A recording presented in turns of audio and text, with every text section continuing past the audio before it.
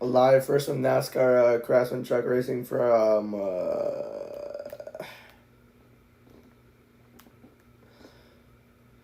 truck racing from Limelight Park should be interesting here. My voice is not that great right now, so yeah, pardon me if I mess up a lot. My dumbass dogs. Whoops, my dumbass dogs are barking a lot right now, so I don't even know. I think somebody's here. I don't think my mom's here yet, but because my mom left like an hour ago to do something, but I don't think she's back yet. So somebody's here to kill me. Awesome sauce. Yeah, my mom's not even here, so somebody different might be here. I don't know why they're barking like her. Maybe a package came because that's what they do. They're idiots. I hate them. I'm kidding. I love my dogs, but damn, they're annoying as hell. They're a pain in my ass. That's what they are. So here we are. Chase is running out of road. With only 5 races left in the regular season, every point earned in the standings matters. Welcome to the next great challenge, Lime Rock Park, a staple in Connecticut since 1957.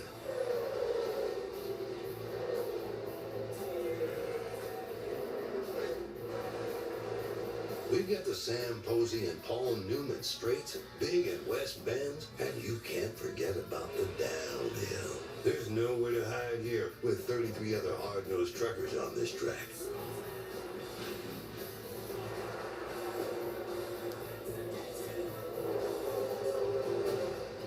Man and machine. They only had one racer, and that was last year. They're trying to find any highlight from that race. It's Craftsman Truck Series racing from Lime Rock Park. For the final time in 2026, All right. we're going road racing with a tough truck. Thankfully, this is the last road race. I don't like road course racing in other series because the stage cautions take forever. Oh, you're streaming? Yes. I thought you were talking to the TV. Why would I talk to the TV? All right, 80 degrees. Oh my gosh, 80 degrees in Connecticut. Oh my goodness. 80 degrees at Lime Rock Park. Winds are at 2 to 5 miles an hour. It is a sunny day over there. I can tell. And kind of a packed house as well. My goodness.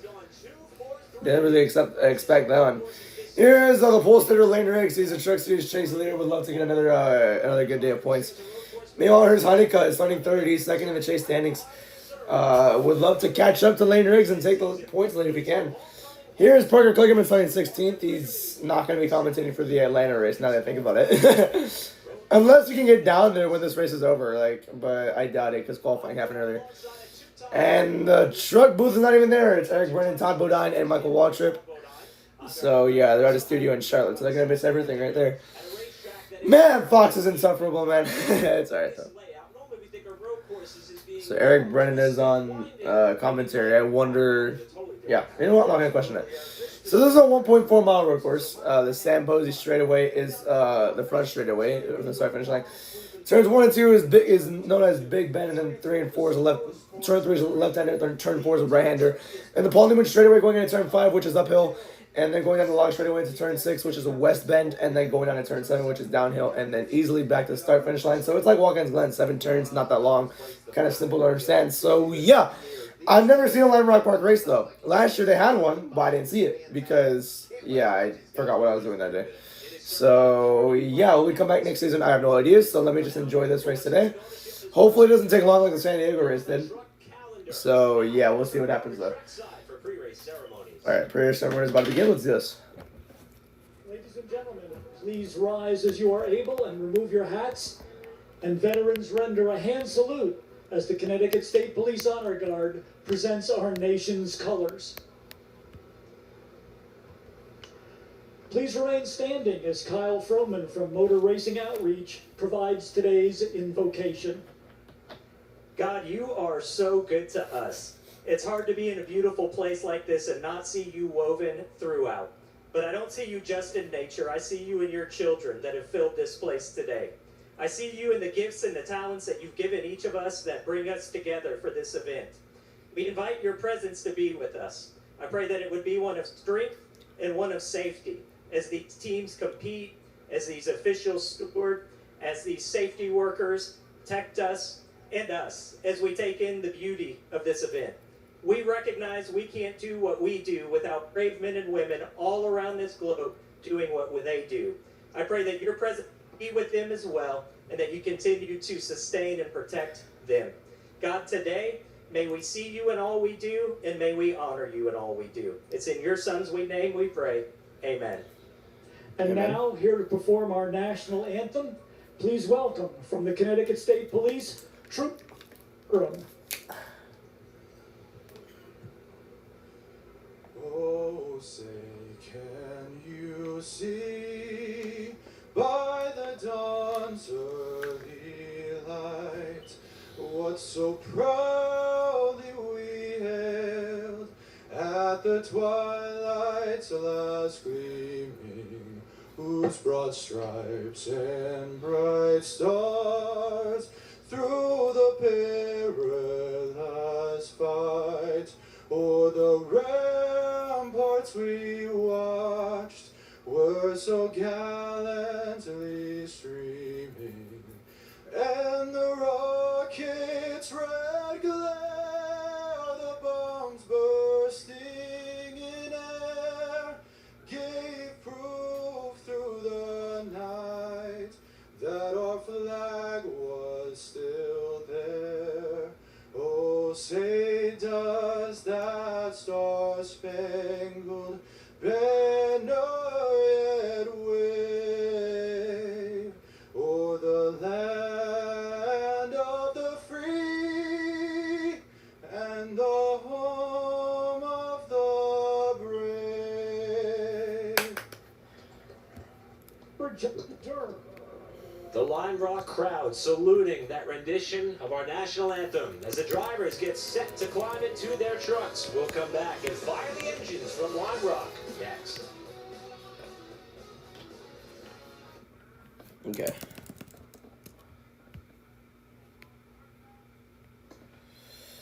Okay, there we go. Cool. Pirates up 3-2 against the Brewers. Yeah, their game was postponed, so they started at 11 a.m. today. So, awesome.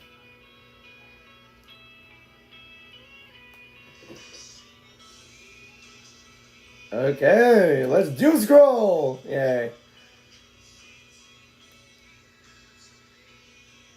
Okay. Whew.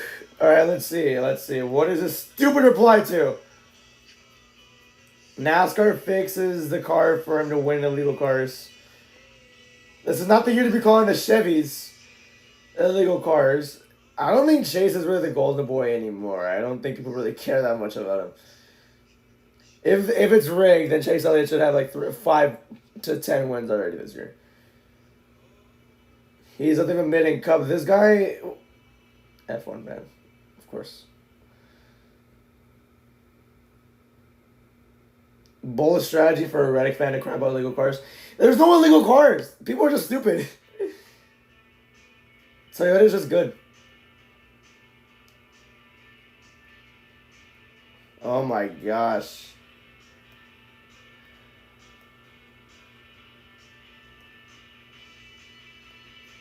Did Alexa actually get hurt?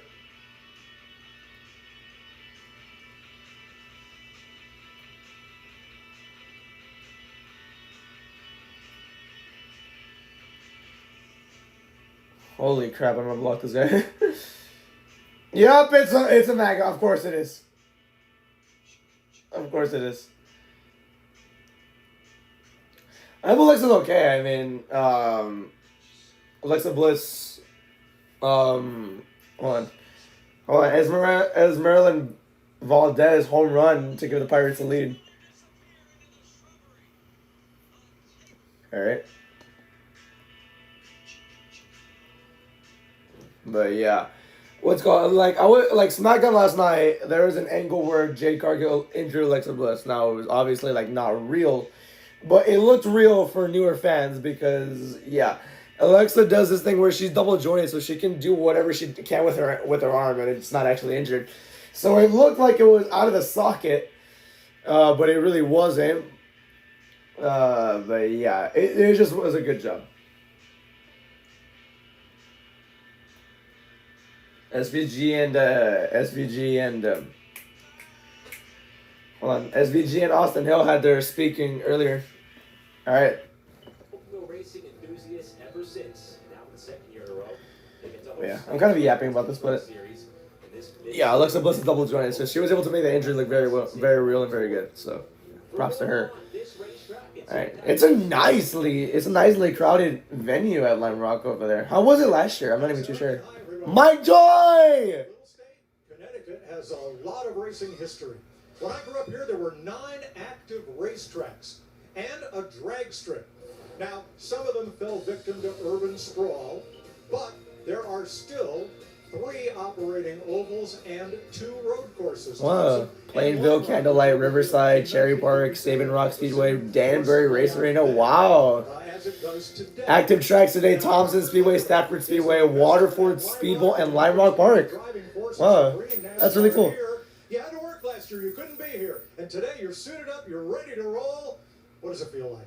Well, first of all, it's such an honor to be interviewed by you and to be everything you mean to this state in motorsports, so thank you for doing this. Yeah, Let's go, Mike Joy. This is the first place I ever saw a race car, first place I ever drove a race car, and I thought about this coming down here yesterday, and I saw all these fans, and I was so upset not to be here last year, and I saw these fans as I was coming in here, and I just thought, like, 9-year-old me wouldn't believe he was walking down to go hop in Aspire Motorsports top truck team, a NASCAR Top 3 National Series at Lime Rock. I've gotten pretty emotional a couple times. I've tried to live in the moment, but as you know, as racers, we're all about like, hey, we got to go fast. We got to figure it out. We were great in practice. I screwed up qualifying, but you know what? As any sort of promoter, I guess you could call me now, I want to provide a show. So now, I've talked to a number of the truck racers, the full-timers. They say there's only one place to pass here, the entrance to Big Bend. We know a little differently, don't we? Well, but I don't want to give out any secrets. Okay. But I know. But I would say West Bend, or Turn 6 as they call it here right now. We know it's West Bend. Once you come over the uphill, if you can get beside them, get on the inside of West Bend, I think you've got them beat in the downhill. So I'm going to have to use that and try probably to use this bumper a couple times. But how cool is this, Mike? We got at Lime Rock Truck Series, Top 3 National Series, huge crowd. It's unbelievable. It is. It's great to be home and great to see NASCAR racing at Lime Rock today. Why couldn't Mike Joy be in the booth? Racers who are enjoying seeing their home. I mean, yeah, give Eric Brennan a chance. Yeah, I guess so. Who was the other guy at Charlotte? Was it also Eric Brennan? No, it wasn't. I don't think. Who has probably more laps than anybody at this racetrack. Are now gonna Yeah, Mike Joy knows this track like the back of his hand. Parker is excited to race here. I think the reason why Parker couldn't race here is because Atlanta was also on the same night. I forgot. Race fans, it's time for the most famous words in motorsports. Here to give the command for the Liuna 150 at Lime Rock Park, please welcome from the Liuna Vice President and New England Regional Manager, Donato A. Bianco Jr. Welcome to the Liuna 150 here at historic Lime Rock Park. On behalf of General President Brent Booker, General Secretary Treasurer, Shaking that mic, bro. Oh my gosh. the 540,000 members that are proud to call themselves laborers, I am honored to say, 540,000? feel the power of Liuna and start your engine. What even is Liuna if he's saying 540,000 laborers?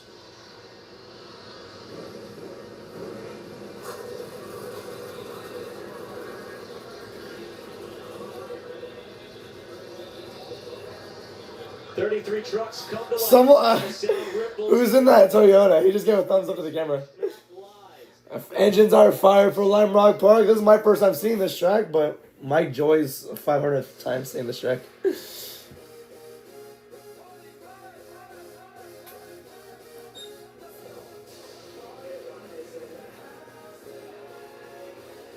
There's the video package, I guess.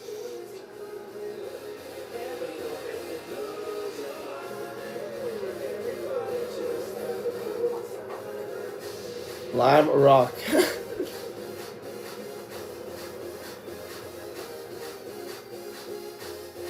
Imagine they just go to commercial. Yeah, they did. I knew it.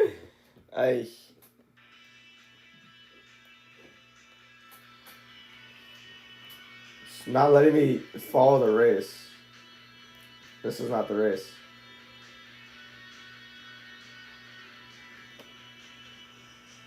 And RN radio is available. Driver and audio telemetry are available because this is a standalone race, so they can't really pack all that stuff for the. Yeah, okay. The tickers, the live activity is broken, so I can't do it.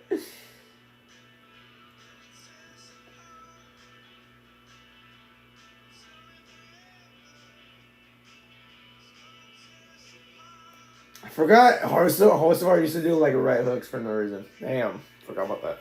Because they posted a video on Twitter.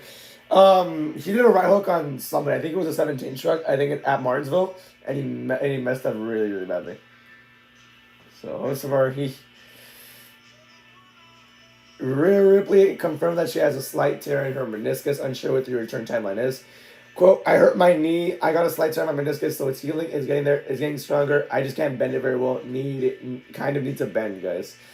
I don't know. I tore it in a really weird spot, so it's kind of a little bit up in the air just how fast my body recovers. But I've been out for probably about a month now. I think it's been a month and 1 week. It feels better. It still starts to hurt and throb. It gets tired. I can't get up or bend down really, or kind of move side to side without crouching. That's not a good sign. And this guy tweeted out, Adam tweeted out, shout out Adam, rank UCC. Let's go. Why is she still champ if her return timeline is unclear? That is also my opinion. I feel like with those meniscus tears, those take a little while. And especially since SummerSlam is right there, I would vacate it and give the match to Charlotte and Jade, I guess. I don't know. Or maybe, yeah, I just saw it, yeah. If it's like she can't wrestle like that, obviously. If it still hurts, it can't bend. I really do feel like it's gonna. I really do feel like it's that's not good for wrestling, really. And I think that's another month and a half that she has to be off the shelf. I'm not a doctor, but I know a lot about injuries. I really feel like with meniscus tears like that, they're very sensitive. I feel like that could take a while. It has to be delicate. You can't really force it. Can't really force her knee to like. You can't force yourself to overproduce and aggravate that injury. You know what I mean? So in my opinion, like, I think I would make it and settle. What I would do, have a battle royal on SmackDown with the women's division. Winner of that goes to SummerSlam. Winner of the battle royal on Raw, they go to SummerSlam. 1v1 there. Winner becomes the new women's champion. That's just my take on that.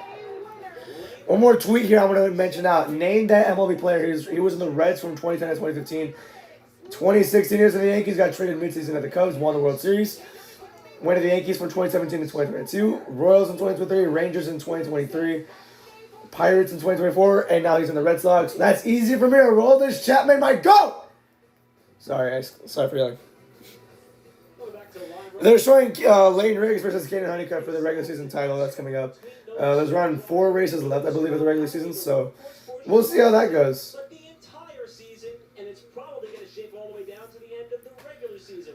Eric Brennan, I think he's a better commentator. I think he's fit for commentary. Who is he? There was another guy that was doing the Charlotte race because everybody else was for IndyCar that same night. I don't know. Come to the crowd for the Truck Series this season. Lane Riggs versus Kaden Honeycutt, top 2 in the point standings. Honeycutt has 3 polls, but Lane Riggs has 4 wins. Honeycutt has 1. So yeah, Honeycutt has 2 DNFs, which is why he's second in the point standings. Lane Riggs has no DNFs yet. And their average finishes this season are 10.2. Both of them. Exactly the same. So it should be a fun outing between these two. But I want to mention Connor Mozak. He's starting second. He is my pick to get this win today. Connor Mozak, he's sneaky good at road courses. I feel like he can get the win today. And my backup pick is Kaden Honeycutt. I think Lane Riggs. I don't think he gets the win, but I think he gets a good finish. We'll see what happens there. They're going. How long are lap times on this track? Graham Doyle's in this race? What? I didn't even notice that. Qualifying was like at 9 a.m. earlier. I had just woken up by that time, so yeah. Let's go over the starting lineup for the Truckers Alarm Rock Park. Lane Riggs on the pole. Connor Mozak, my pick to win, starting second. In row 2, you got Tricon teammates, Kaden Honeycutt and Thomas Annunziata. The winner in the ARCA race yesterday. Simon Majeski 5th, Landon Lewis in 6th, Gio Ruggiero 7th, Daniel Hemrick in 8th, Chandler Smith in 9th, and Jake Garcia rounds out your top 10. Tyler Ankrum 11th, Grandin Finger in 12th, Christian Eckes 13th, Andres Perez 14th, Ben Mayer 15th, Parker Klickerman 16th, Ben Rhodes to the rear in 17th, Stuart Friesen 18th, Chris Wright 19th, and Tanner Green rounds out your top 20. Dawson Sutton 21st, Cole Butcher 22nd, Justin Haley 23rd, Wesley Slim 24th, Corey LaJoy 25th, Lewis Foster 26th, Graham Doyle 27th, Minnie Tyrell 28th, Brendan Queen 29th, and Jackson Lee runs right at top 30. Frankie Muniz 31st, Josh Freeman 32nd, and Colin Broad already in last to the rear and 33rd. So yeah, let's go over the notable names in this race as well. Connor Mosek is driving that 7 truck this week. Yeah, good of course to say that. Thomas Gonzaga driving the 1 this week. Won the ARCA race, like I said. Landon Lewis driving the 45, starting 6th. You have Ben Mayer in the 45, I believe, or that's a 42. He's driving the 42. He's starting 15th. Eric Klickerman driving the 77, starting 16th. So, yeah, you also have Wesley Slimp in the 62, starting 24th. Lewis Foster in the 76, originally driven by Spencer Boyd, starting 26th. Graham Doyle driving the Tricon 5 truck in 27th. And you also have Colin Braun, actually Jackson Lee in 30th. And then you have Colin Braun in 33rd, starting 33rd in the 25 in the Ram 25 hot seat. So yeah, I was told like every single race of the Truck Series would have a different guy in the 25. I guess they're lying about that because Colin Braun already made a start this year. That was at St. Petersburg. So yeah, well, they're reporting on Eckes right now, starting 13th. His best road course finish was 3rd at Mid Ohio. That was back in 2023, I believe. I hated watching that race, really. That was honest. I genuinely hated watching that race. That was probably one of the only races I've turned off while watching it. So yeah. It has been eventful for this team right out of the gate this morning. In fact, they showed a lot of signs of speed, but they had a left front shock puncture a tire. He actually ended up going off the racetrack in turn 7. Told me right after the incident he didn't believe he had substantial damage to that truck. So he was able to qualify 12. But when I talked to him about the season as a whole, he said, it's been one issue after the next, keeping us from having the finishes that we deserve. But we do have speed. So he said we have to clean up all of those issues. But he also said we also have to score points because right now this team is on the outside looking in 5 points back from the chase cut line. Guys. So he's in 11th. And Finger is starting 12th. His best road course finish was way back in 2021. His best road course finish was 4th at Coda in 2021. So this track is 1.48 miles in length, 7 turns like Watkins Glen. Front straightaway, 40 feet? What? Pit road's length is 1,008 feet, and the width there's the width. The width of the track is 48. How did Mike Joy get there so fast? The track surface is 40 feet wide. Dude, there's houses next to this track. You can go into this corner 4 wide, and they will. As we saw in last year's final restart, Big bend. 25 feet separate, 25 foot width to the start finish line, which is a 40 foot width. 25 feet wide, the width of a 2-car garage. Somebody's feelings and sheet metal are going to get hurt down here today on the final restart. I think that pretty much sums it up, Todd. Didn't they only have like 1 caution last year, which I love, honestly. Let's take a look at our race analysis for today. All right, 100 laps, 147 miles. They rounded it to 150, I guess. I don't know why. Okay. Stages 1 and 2 are 30 laps, and the final stage is 40 laps. So yeah, no worries about pitting in the first 2 stages though, unless you want a short pit. Unless you want to pit early and then have track position for the second stage, you can pit with 3 to go. So yeah. Oh, you know what? That might not be the case because of the longer pit stops here. It's a standalone race, so there's gonna be a longer pit stops and longer stage breaks. Ugh.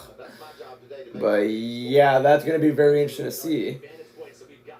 So yeah, pace truck lights are off as well. They misspelled Ruggiero's name, of course they did. Also right on board with the pole sitter, Lane Riggs, and the Ford Racing on board as he will lead the field to green. And I'm going to tell you, you're going to be amazed at the work these drivers are doing, bouncing over these curves. And all right. It's intense inside of that cockpit. It is an unbelievable. They're at a studio in Charlotte. Like, damn, that's actually kind of insane. Hate that. But yeah, pace truck is off, and here we go. Glad that you can spend this. Glad you can spend this afternoon with me. And NASCAR, green flags in the air. We're racing at Lime Rock Park for the final road course race of the year. Oh shit! Forgot to put it in. Is it gonna turn 1? Oh boy! Pretty tame start. Someone in the dirt. Someone got in the dirt already. But pretty tame. Here they're coming in 2. Now in a 3 in the left-hander, and now on the right-hander in 4.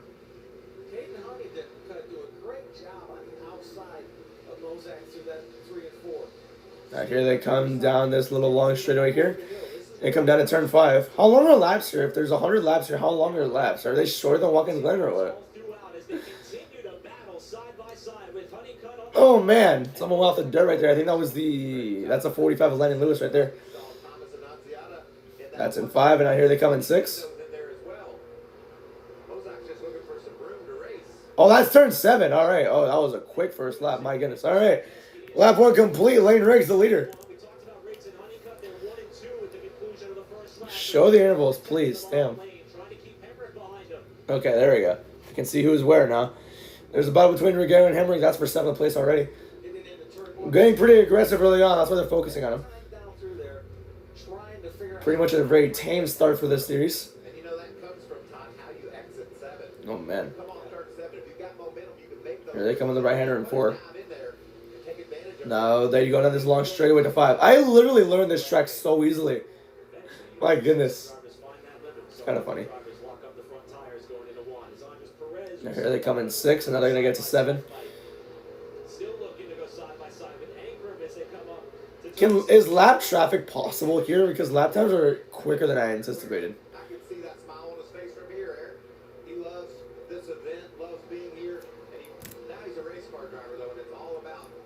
Lap 3 out of 30. Whoa! Someone really shot at the outside. 3 wide of the line. This is outside the top 10, I believe. Kligerman made it 3 wide on the... I think that's Andres Perez and Chandler Smith. Yes, it is. Still some aggressive battles going on here. Last road course race we went to was at Coronado in San Diego, near San Diego. The truck race was a disaster, but there was pretty good racing while we saw it. We even saw Jimmy Johnson lead laps, so yeah. It's pretty cool there. I saw the caution came out. The Ram logo showed, and it was all yellow. I'm like, oh no. So what happened on lap 3, man? That's what this whole track's about, arguing over space. The guy in front of you's got it. You got to try to figure out how to get it. Straightaway is really wide. Like the front straightaway is really wide. But you get into the turns, especially in the final half of the track, it's very narrow, very hard to make passes, so you have to really be aggressive at this track. Yeah. Lane Riggs, he knows how to do that though on road courses. He's won 2 of the last 3 road course races. He won St. Petersburg and San Diego. Those were both street courses, by the way. The only road course he lost was against Caden Honeycutt. That was at Watkins Glen, I think. Yeah, it was, right? Yeah.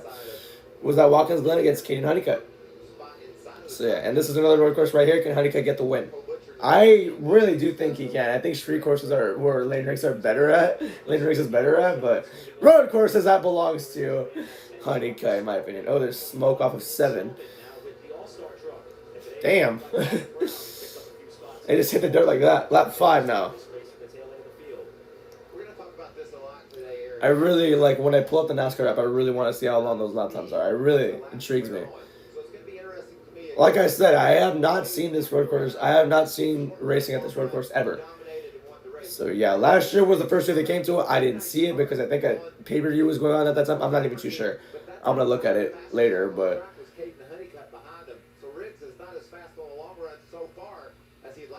But, yeah, I didn't see much of it last year. I didn't see any of the race last year. I just know Horheim won from first to last, like from the first lap to the last lap. He was leading. I think he led every lap except for 1.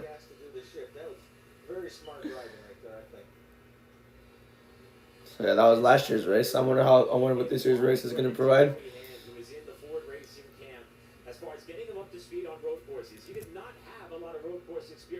That's 6 now.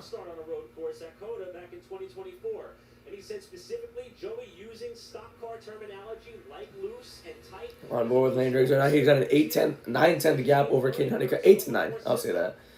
Not much of a gap over Caden Honeycutt in 2nd place right there.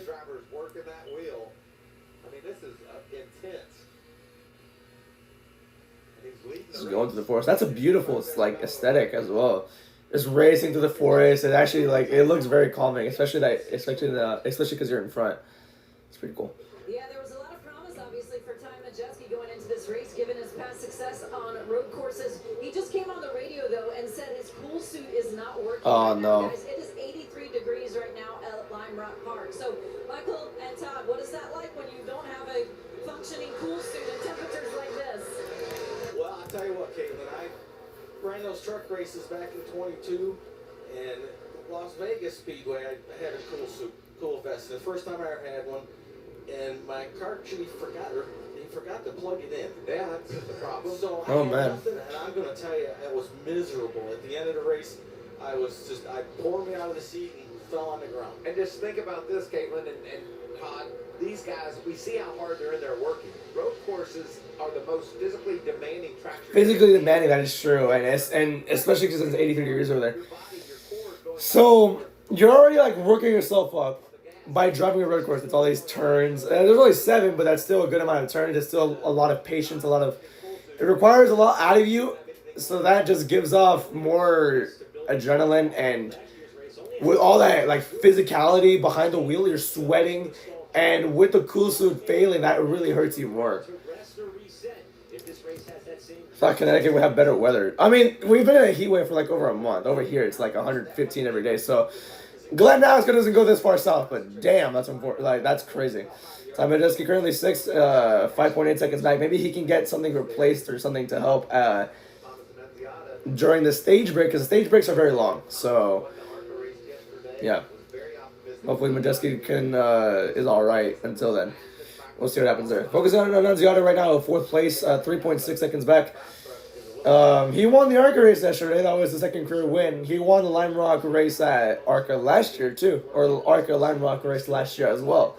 So 2 career ARCA wins, and both at the same track. Let's see how I can do here in this truck seat, running 4th place in the first 9 laps of the race. They're all chasing lane rigs on a road course. He leads here at Lime Rock with Honeycutt closing the gap early in stage 1.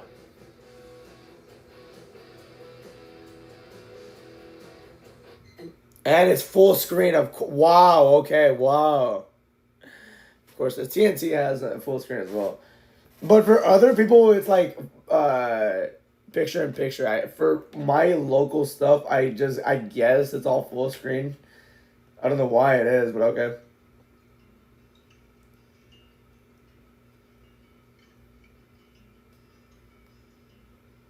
But since it's Fox, I'm not really surprised that it's full screen.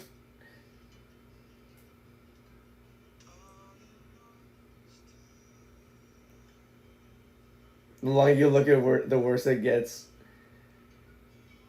Sand sanitizer.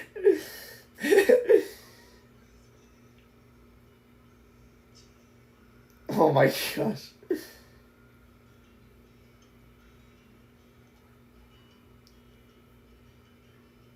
Didn't today, are we? Tremendous babyface as Finn Balor is. Yeah, he's actually getting a lot more reactions than I anticipated, which is really good. But I just hope they use Balor correctly, man. I mean, that's all I care about at this point for Finn.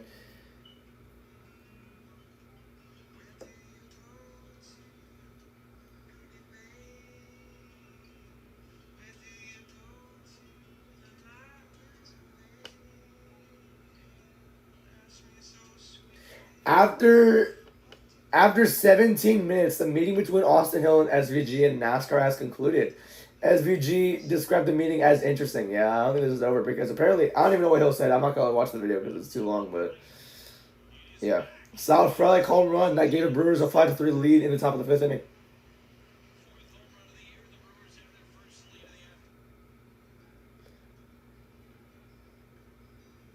Jimmy Uso's spear is a lot better than Jay's.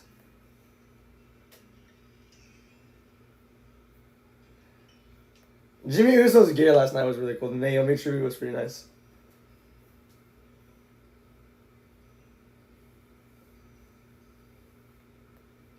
Is that going to be a thing now? Because Baron Corbin, he came back last night, which is still very surprising to me. But Baron Corbin, he tweeted like a month ago. Or he replied to this tweet a month ago. Like a month ago, this guy was saying, "Oh, you have a Baron Corbin profile picture. You're such a nerd." I am Baron Corbin, you dumbass. It was funny, but is that gonna be a thing now? Because I'm seeing a bunch of people tweet that out. It's so funny, I guess. But we are back. It is lap number 13, or it's going to be lap number 13. So, yeah, let's go through the field as we do after the commercial break, but no sponsor because nobody watches my channel. Lane Riggs is still in first, leading by 4/10 over Kane Honeycutt. You have Chandler Smith in 10th, 14.9 seconds back. Corley Joy in 20th, 25.5 seconds back. I'll update you when the ticker scrolls through. But for now, that's, yeah. Okay, like I said, Corley Joy in 20th, 25.6 seconds back. Yeah, Wesley Slimp in 30th, 37 seconds back. And in dead last, you got Josh Ryu in the 22, 51.4 seconds back. So that's that there. So Landon Lewis, road course finishes this season. He's finished 6th at St. Petersburg, 4th at San Diego. He's running 4th right here, right now. 4.4 seconds back. That's pretty cool to see there. So he passed Annunziata.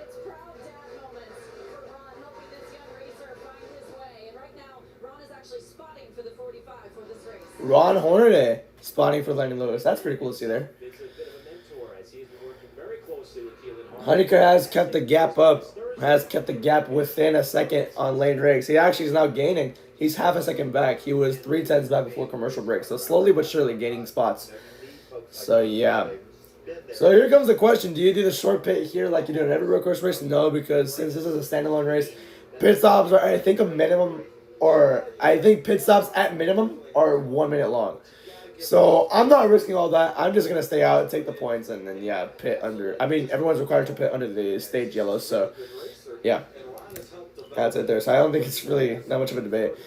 Lap traffic already! So I was right about lap cars, or lap trucks, and Josh Ream was the first one to be lapped. So, yeah. Honeycutt in the past 4 laps. Now, 4 laps is not that long at this track. So, yeah. In the last 4 laps, the gap went from 0.8 to 0.4. So, Honeycutt's been gaining. Looks like he has a long run speed. That looks pretty cool. Here they come on lap 7. Or turn 7, sorry. Well, guys, you remember how lights out that 11 truck was right here at Lime Rock last year, just with a different driver. It was Corey Hahn, the defending Truck Series champion. Well, Caden Honeycutt, he was in a different truck last year. Felt like he was pretty good, but there were some areas he could pick up on and learn. His crew chief, Scott Zipadelli, was very instrumental in pointing out areas he could be better in the sim this week. He took notes on it, went to work on it, and feels much better after the practice session about what he's doing here at Lime Rock. And he's putting the pressure on Lane Riggs right now. Just came over the radio, told the team it drives pretty good. I need a little more drive off, but otherwise he is in the ballpark and putting the heat on that 34 truck, guys. Honeycutt's been doing pretty well on road courses this season. He's already doing pretty well here. His road course finishes this year, I think, was one of them was 3rd at St. Petersburg. He won Watkins Glen, and then he got 23rd at San Diego. Because Fox never, or there was nothing shown on what happened to Honeycutt. I think he spun out at the end of the race, but Fox never showed a replay of it, so we never knew until a few weeks later. I'm kidding. We never saw the broadcast though, because yeah. Either Fox needs a revamp or give up the rights to Prime. Yeah. Low key, full truck season on Prime Video, full O'Reilly season on CW, and then the Cup Series going to different networks. I think that's a pretty solid deal, low key. Because it's pretty clear that this provider or this broadcaster just does not care about this sport or not this series. I mean, the Cup Series. I mean, yeah, they try more harder, but this series, it's so low effort that it just makes me tune out. When I'm not streaming, when I'm not commentating, when I'm not doing my own commentary, the booth doesn't really try that much. They're missing all the camera shots, missing important topics. Yeah, in my opinion, I really do think Fox, especially on the Truck Series, needs a revamp. When I'm watching the race by myself and not streaming it, I'm just like so tuned out of it because they don't try to make their broadcast engaging. Like Prime Video, I don't like TNT, by the way. I don't like it. I'm not even lying to you. I don't like it. Prime Video, it makes you more engaged. It gets you more excited. It has a whole pre-race show. It has a whole post-race show. It has everything going on. All those little details just makes it a 10 out of 10 broadcaster. With the Truck Series, dude, they showed the World Cup before this. They did not have a pre-race at all. They don't have post-races either. They just have the race, interview, boom, you're out.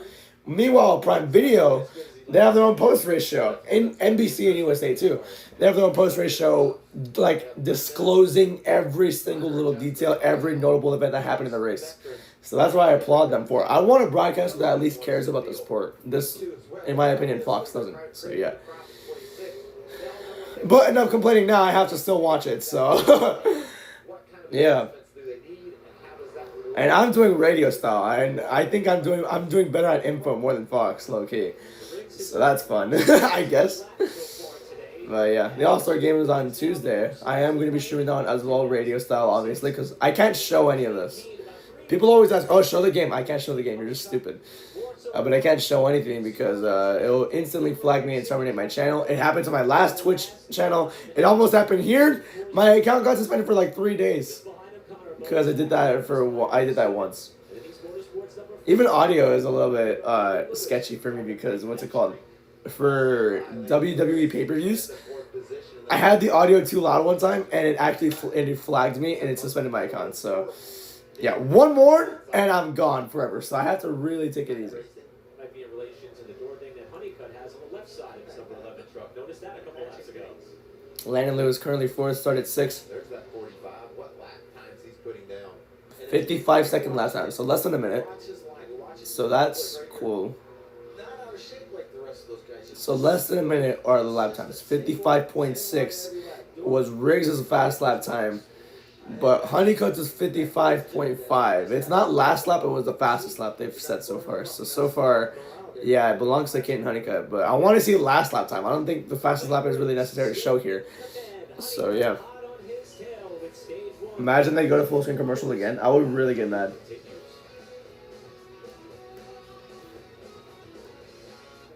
And they do it again. Alright.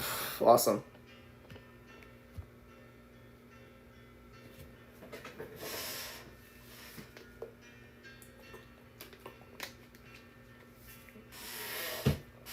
Okay.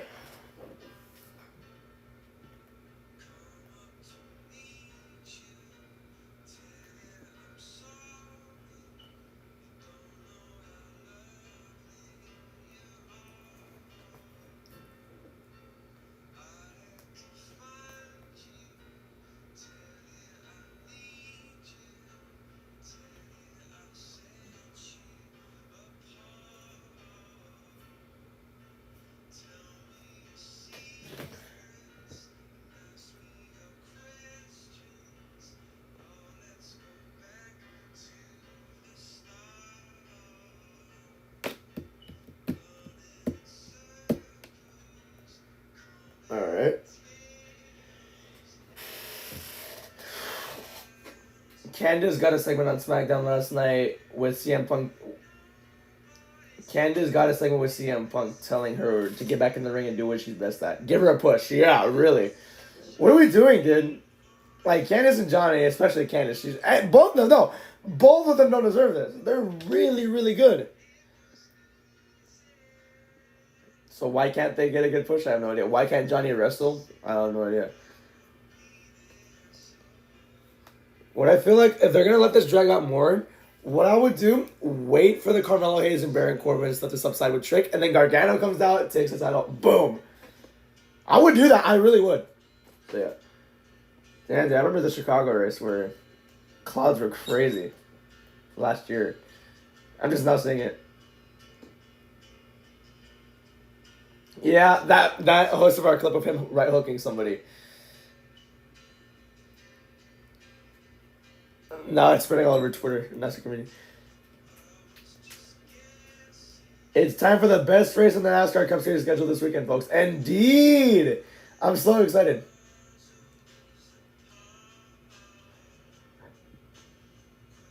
Jacob sold out to Royce. Or not sold out, what? He just super kicked Royce Keys, so yeah.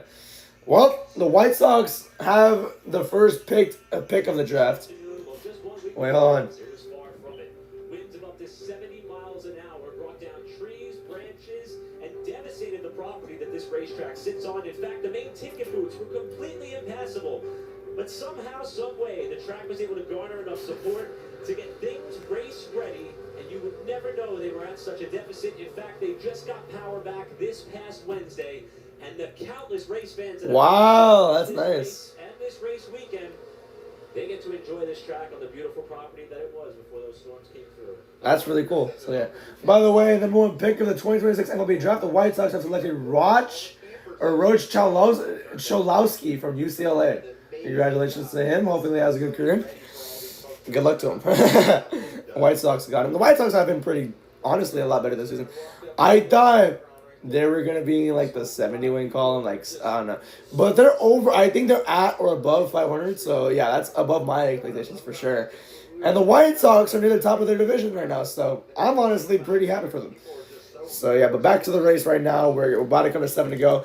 Let's go through the field as we do have to have a commercial break, but no sponsor because nobody watches this channel. Layton Riggs is in the lead. He's leading by 1.1 over King Honeycutt in second. You have Andres Perez in 10th, 28 seconds back. Corey LaJoy in 20th, 39 seconds back. Hold on. What? Oh, I thought they were going to commercial again. Here's Lewis Foster. They're showing him because he's in the race. 22 years old from Oldham, England. Ooh, fancy. British. He's the son of former British Touring Car Championship racer Nick Foster, so that's pretty cool to see there. He was the 2024 Indy NXT champion. That's pretty cool to see there. And he's the 2025 IndyCar Rookie of the Year, so that's really cool to see. And pretty cool that he's racing in a truck car, so that's nice. Our last truck on lead lap is Brendan Quinn in 29, 57 seconds back. Frankie Muniz is in 30th lap down, and Josh Reams in last lap down as well. For him to try his hand at NASCAR, Michael, as you mentioned, he started to pick up a few spots on the racetrack. But his crew chief, Mike Hillman Sr., encouraging him to get in a rhythm with Ben Rhodes, the 99. He said, Ben will be a good one for you to learn from. And Louis wanted 18th in the standings is Lewis Foster. He only has 2 top 10s in the IndyCar season, but I don't watch IndyCar, but yeah, hopefully he can have a good rest of the season after this race. Hopefully he can have a good race here. Where's he running? He's running 22nd right now, 41 seconds back. So that's that. 29 trucks on lead lap. Okay, now it's 27 because Colin Braun is on lead lap. Jackson Lee and Brendan Quinn just got lapped, so now Colin Braun's in 27, 50 seconds back. 51 now. So 27 cars on lead lap. All 33 of them are still racing though, so that's a good sight to see. So yeah, that's that. and he wants a pizza and a beer, and he's specific about that. At the Airbnb, That's more American, low-key. Like a pizza and beer. Man, give me my beer out of the NASCAR. Like, yeah, that sounds so American. It's a stereotype, I know that. I'm sorry for that, but you can't deny it. So, yeah. My voice will be very shot by the end of this race. It's always shot by the end of every race I do. Goodness. And he's making his way toward the front. Biggest mover since the start of the race. Ben Rhodes plus 10. That's pretty cool. They're calling Braun plus 6. Andres Perez, Ben Mayer, and Lewis Foster plus 4. Ben Rhodes. He started at the rear as well, so I wonder where he is. 21st. Wow. 41 seconds back. 5 laps to go. Focusing now on the 17 and the 19 and the 9. That's around 7th place. They're all 23 to 24 seconds back, so that's cool there. Regale with a good run so far. That's just fun. That's fun we talk about that's been the buzzword of the day, of the weekend. But these drivers, when that happens and you keep it heading in the right direction, as soon as it straightens up, Todd, I think they kind of think, well, that was fun. Yeah, Okay. I don't think I'm thinking that's fun. When I'm sideways, I'm like, oh, heck, here we go. Hang on. Gap between first and third is 6 seconds. Gap between first and 6 is 16 seconds. First and 7th is 24. The gap between first and 10th is 23. Oh, looks like Wesley Slimp missed the corner in turn 1. How come we're barely hearing about this? They have nobody at the track to cue them? I have no idea. Oh, a lot of dust in front of the Regera. It's a 7-second gap between 6th and 7th as well, so yeah, I wonder how long that dust was there for. Goodness. It's whole dust up in the front straightaway. Right about now. Landon Lewis up to 3rd, Mosak down to 4th. I'm watching Chris Ryan calling Braun battle for that last truck on lead lap spot. That's 27th.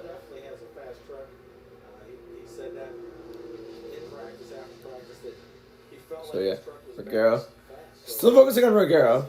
I think this is the closest battle on track right now, really.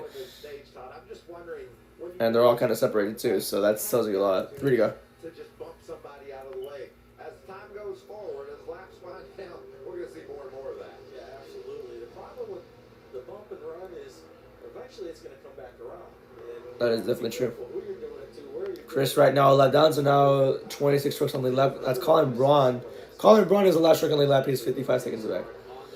Meanwhile, Honeycutt shortened the gap again. He was 1.2 seconds back a lap ago. Now he's 0.8 back. So we could have a battle for the stage win as we got the 3 Bumblebee yellow cars. Oh my gosh. Justin Haley, Colin Braun, and Minnie Tyrell, 24, 25th, and 26. All the yellow cars. It was all yellow. Yeah. Ram Racing right now, none of them are in the top 20 at all. LaJoy is in 22nd.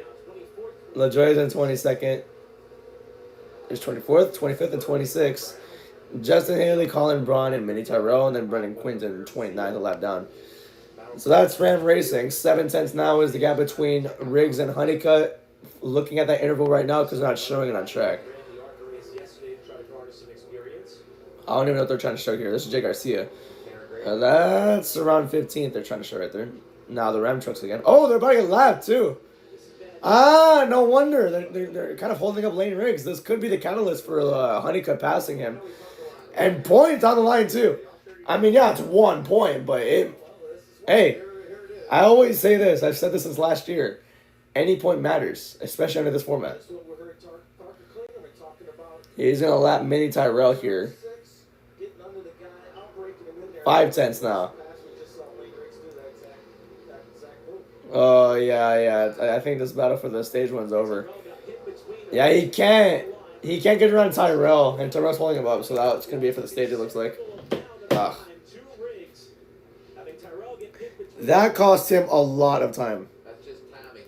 He timed his pass perfectly, and it caught Caden in a bad spot and lost 6-8 front points there. But he's down around 71 laps to go in the race, but 30 laps are about to be complete, and that's going to be the first stage as well. The next truck in line, the battle for the free pass is going to be between the 14 of Tyrell and the 81 of Chris Wright with a half lap. I think the 14 is going to get that unless Chris Wright does something crazy in the last moments. Think about all that stuff. If you're a driver, you're looking in your mirror, looking out your windshield. What's happening ahead of me? I've got to stay ahead of Chris Wright behind me. That's that top yellow truck. So here comes Riggs through the downhill behind Colin Brown. It's Colin Braun. Riggs is going to come to the line. He's going to grab his 6th. Lane Riggs wins stage 1. Braun stays on the lap, and it looks like Minnie Tyrell will get the free pass. There it is.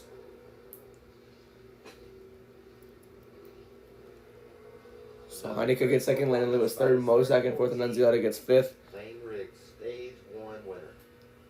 And the pace ebbed and flowed between he and Majesty crossed the line in 6. Still waiting another 7 seconds for the next 4. Because there's 7 seconds behind Majesty, and they're going to go to commercial. Okay. Lost a TV legend with the passing of Gene Michael.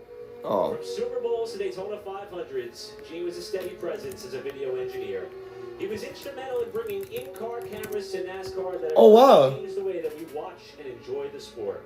A mentor to many, a friend to all, Gene was 87 years old. Rest in peace. I did not know this about him. I did not know he was a big pillar in the Fox industry.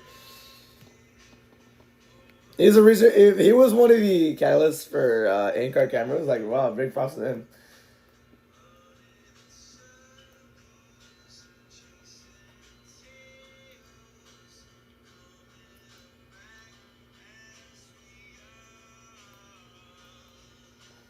All right. The spotters looking at those Ram trucks are like, who the hell is my driver? Hey.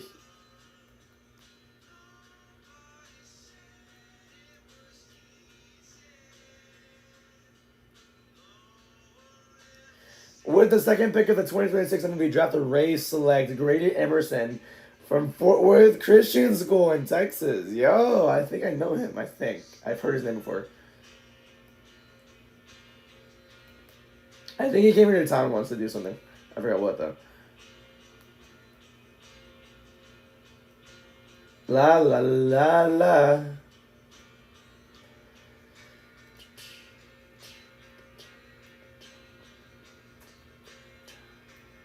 Dun, dun, dun, dun. Denver Nuggets have a new admin. His name is Cam. Say hi to Cam. Yeah, the other Nuggets admin retired. I don't even know who it was. I just saw the tweet. La la la la.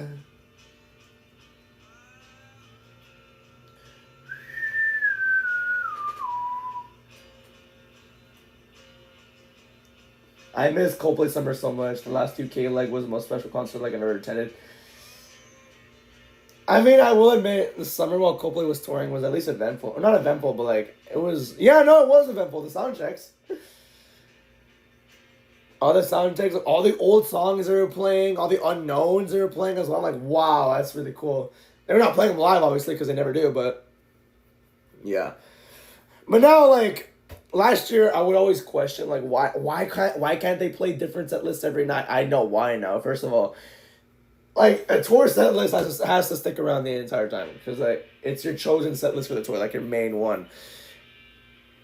And, dude, like, changing songs every single night, like, every single night of the tour, like... Why is this song in the list, by the way? What the hell? I just noticed. This racetrack is so rich in legacy and history across motorsports. For more on some of the who this racetrack has certainly wrapped their arms around, and vice versa. So, like, is that Howie Mandel? I'm kidding. It looks like him. Thanks, Eric. This track's most famous sons are, of course, Paul Newman on the left and Sam Posey on the right. For a while. Paul Newman played Doc Hudson in Cars, by the way. And they live on. Their straightaways are named for both of them, the front and the back straight. But Sam Posey has an even deeper connection to Lime Rock. He grew up just down the street, and he went to Rhode Island School of Design. He and his brother, an architect, David, they designed these hospitality chalets because, remember, at Lime Rock, having no grandstands and no bleachers, that means there's no VIP suites. So we have chalets, and then Sam and David Moore designed the beautiful Skip Barber Tower and the Peterson-built chalet over across the Spectator Bridge over on the far side of the front straightaway as well. So all of those have Sam Posey's signature on them. It's been a great day here at Lime Rock and a beautiful one. The sitting governor of Connecticut, Ned Lamont, just came by specifically to thank Fox for being here and bringing this great racetrack to the nation. All right, stage one was a little underwhelming. I think everybody is just getting their wheels and tires under them. Stage two, stage three is going to be big. Thanks, Mike. Hope you're having a blast out there. And the current track leadership, they still continue to take it. The fact that Mike joined himself so the stage was a little underwhelming. I mean, I do think they're going to get more aggressive. I think we're going to see more spins in the second stage, especially on that last stage, too. I think we're going to see more as well. We'll see how that goes, though. Your way down pit road, 3 minutes on pit road. You can't gain or lose any positions as long as you... So, non-competitive pit stops, 3 minutes on pit road. That's all we're going to see. To kick off this first wave of pit stops, we'll kick it off with Caitlin Vinci. Yeah, taking a look at Landon Lewis in that 45. He actually told me he ran a TA2 car race here in May and learned a lot. He was very fast, obviously, there. Felt like he was better than all of the other trucks through the middle portion of that run. He said a pretty decent. The front turn on the rights is very good. They're going to make a air pressure adjustment to that 45. Now, what about the 88 of Ty Majeski? He apologized immediately to his team and said, sorry for all the negative feedback I'm about to give you guys. He said right now it's lacking lateral with the rear. The front is too tight too. It's lacking overall grip. So they're going to take a rubber out of both rear springs and make an air pressure adjustment as well on the front tires. Josh? Let's start with the 11 of Caden. They just give the go-ahead to get pit stops going. Work. Felt like he needs a little more drive off in that truck.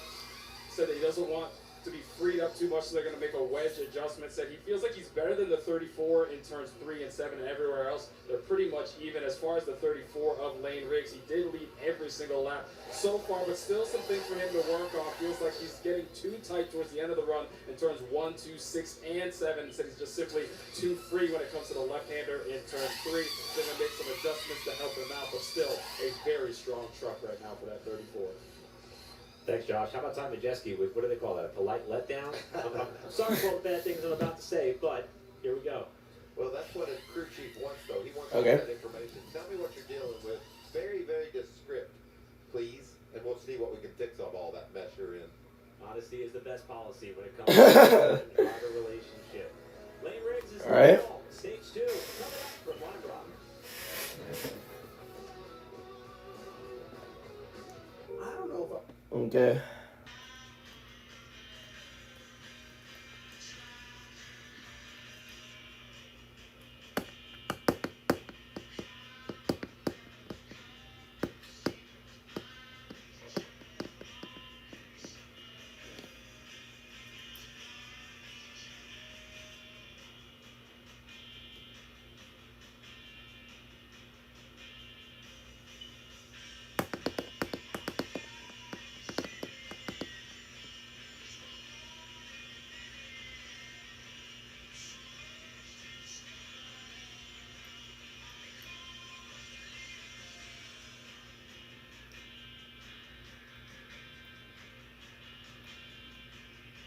Well, that's pretty cool. All right. I hate this. How much is Cherry Creeks? But I'm getting used to it now. With the third pick of the 2026 MLB draft, the Twins select Von Lackey from Georgia Tech. Nice.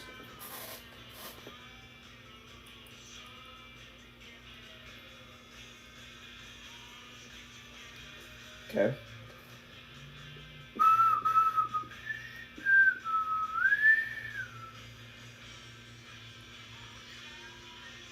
Okay. So SVG and Austin Hill, after the meeting, this guy commented, what did NASCAR threaten him with? Don't they know the beefs are the best thing they can ask for? As long as there aren't right hooks, let him go. Bob Parker supplied, NASCAR likes beefs until they potentially take out drivers and not involved. So yeah. And this one escalated. Oh, if this one escalated. Okay, never mind. Oh, did. With the fourth pick of the 2026 draft, the Giants selected Jackson Flora from UC Santa Barbara.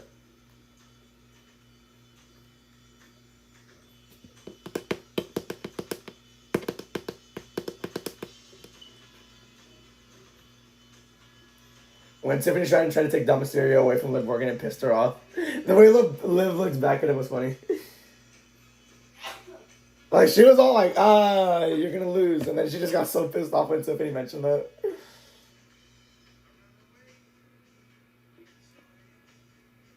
November of 2024 was so stupid, in my opinion, for the company. Like, these two were, Nia Jax and Liv Morgan were beefing, but then at War Games were teaming. Like, it was so forced. That was the first year. That was the first year. Where we're like, okay, yeah, let's get rid of this. War Games came back in 2022. By 2024, we're like, hell no, take it away now.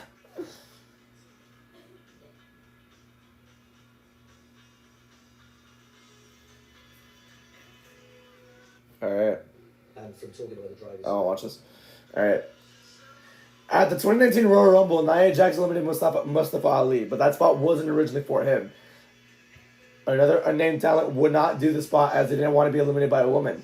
Ali saw no problem because he's homies with Nia Jax. I mean, dude, who really cares, really? Protesters in LA burn a Trump flag. All right, freedom of speech. Who cares? It's not the American flag, so who cares? It really is not the American flag, so it really cares if it burns or not. Freedom of speech? Ha! Take that. Alright, Truck's back on track now, as we're going to get ready for stage 2. With a Monday night show with Johnny Benson and Ken Schrader, seeing that logo just brings back so many great memories, and Kevin and Will just do a wonderful job of telling the stories and having great interviews. Love what we're doing. I gotta tell you, that was one of the smartest answers I've ever heard. Yes. Corey Heim hit it right on the nose. I couldn't agree with him more. He just said it doesn't matter how you do it, it's who you do it with. Exactly. Just wrapped up our first episode of controlled stops that we're going to see in this race, a unique facet of the event here at Lime Rock on this weekend, with the teams coming down and filling up with Sunoco race fuel with zero carbon bioethanol. A couple of nuggets to take in there. We mentioned the 42. Ben Mayer was having a solid run in the top 15. Uh-oh. And he actually came down, and they said he lost fuel pressure. Fuel pressure lost on the 42. At least it didn't happen during green. Or if the problem happened again. And also the 76. Ben Mayer is 17 years old? I did not know this. I thought it was like 19 or 20. I'm older than him. I'm not kidding. I'm older than this guy. Issue again. He's saying right now the possible fire and there was smoke in the cockpit. Oh. Yeah, I don't think he would have stopped there unless he had an issue, and the fuel pressure. Dude, if his truck burst into flames, I would stop there too. I'm just getting out. Happened with the truck. Well, if he smelled smoke, thought there was a fire, I'd say probably a short in the wiring. All right. Fuel pump. Electric fuel pumps and fuel cells now. So it's probably something along those lines. Top rank for the 2025 Car Store Pro Late Model Champion, who made his Truck Series debut last year and has proven his versatility behind the wheel of a race car in several different disciplines and platforms. We were expected to restart this time, however, with the stationary 42 truck, Yikes. go around one more lap. Well, we've talked a lot about the front row number 34. How about 38, Josh? Yeah, Chandler Smith not quite having the dominant day that Lane Riggs is having. They noticed some smoke coming from the right rear towards the end of that first stage. And then when they went to work on that truck, they noticed there was an issue with the axle seal on the right rear. His crew chief, John Leonard, told him basically there's nothing we can do about it at the moment. It's an internal issue. They're going to have to ride it the rest of the way.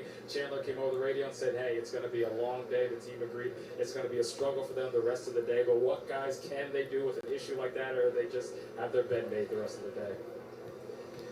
Well, Josh, crew chief John Leonard's right. There's not a lot you can do about it. Stop and change the rear end, the cap on the over the axle. Maybe the seal's busted out there, but more than likely it's an inner seal. The fluid. Okay. Chandler Smith's struggling so far in today. He started 9th, dropped 3 spots. He's 12th now, so unfortunate for him. It fails, and that's probably what's going on here. Okay, it's hot in here. I need a fan on. You might hear it in the background, but yeah. The All-Star Game, Tuesday. Coverage begins at 6:30 Eastern Time. I'm going to start streaming at 7 Central Time, 8 Eastern, so yeah, come hang out. We're not going to watch. I can send the link of the game in the chat, but I'm not going to show it, obviously. I'm not stupid. Hey, you making that noise? What? We talk about controlled pit stops, and you I don't even know what noise. got a report that Louis Foster was too fast exiting.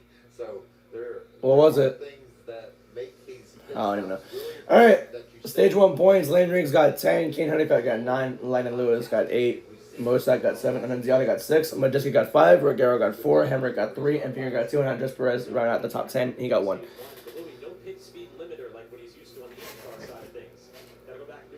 And just set this fan to 2. This fan has no strength when I turn it on. I have to put it at the max setting every time. My gosh. It's old as hell. It's like 11 years old, but yeah, it still works. So yeah. But that's not what we're here to talk about right now. Green flag back on the air. Stage 2 underway. Oh, Honeycutt took the lead on the start here. Passed him below the start finish line. I don't think he... Wow! 6 laps under caution? What? That's crazy. Lane Riggs retakes the lead entering turn number 1. Here they come in the left-hander in turn 3. Now the right-hander in turn 4. Another very tame restart, I would say. But we're due for some issues at some point. I just know what's going to happen because it's the Trek Series and they just can't go one race without wrecking each other. Here they come down the long straightaway into turn number 5. I don't know the nicknames for these turns, so I'm sorry. Here they come into 6. duo that's been so dominant today. Nanziata on the inside there of Bozak. Now they're going to enter turn 7, and that will be lap 6 of the stage. I am really surprised they wasted that much time under caution. Wow. At a road course, no less. That's crazy. Oh my goodness. Well, they're using that wide front straightaway to their advantage and trying to dive bomb it in turn 1. Almost worked. 24 laps to go in stage 2.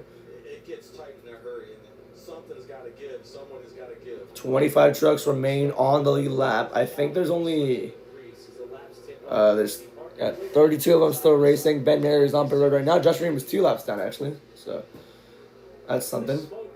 There's smoke everywhere. Oh my goodness. Every part of the track has smoke on it. I mean, yeah, there's some aggression going on here, but still I see a lot of smoke. My goodness. Trying to fizzle out, trying to get into a perfect racing groove for stage 2. Oh man. Ben Mayer officially off of the race now, so yeah, he was up here. They took him to the garage, I guess. 23 laps to go in the stage. Riggs, Honeycutt, Lewis, Nanziata, Mosak, Majeski, Rogero, Enfinger, Hemrick, and Chandler Smith. Same top 10 basically as we had in the stage before. So I'm not really surprised, really. But if it continues on like this, the battle for the win could be just Riggs and Honeycutt. That's about it. Because Lewis and from third on back, they're not really posing a competition to the top 2. So it really just could be Lane Riggs and King Honeycutt the entire race.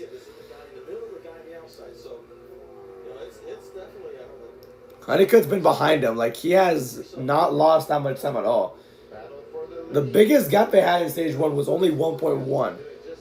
He kept it within a second the entire stage, or almost the entire stage. So Honeycutt obviously with a faster truck. It's just Riggs with a cleaner air and more of a balance. It's just working out for him more.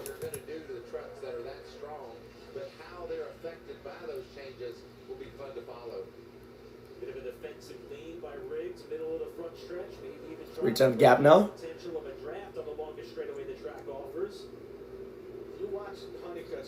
They come to 3. And now when I turn 4, Honeycutt's truck just looks way better. It looks like Riggs. He just doesn't have that much balance in the long run. Here they come now. It's turn 5. Got in there a little bit. Turn 6.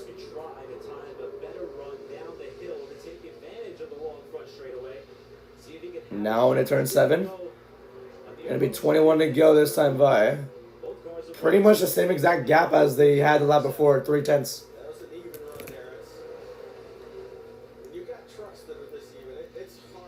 We're already a third of the way done with the stage. That's crazy. Actually, not yet. That's in the lap or so. So yeah. Unless these two battle like crazy, I don't think Landon Lewis is gonna really catch up. I mean, same exact scenario in the first stage. Like first and second just pulled away. Third on back wasn't really a factor for anybody, for anything. That's what we saw there. To see the road. We talk about how narrow the racetrack is.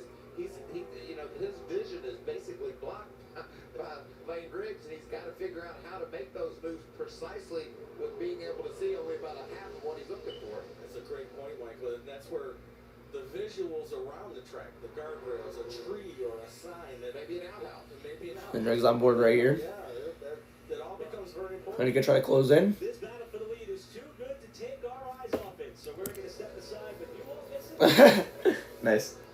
Nice little quip at the end of the one.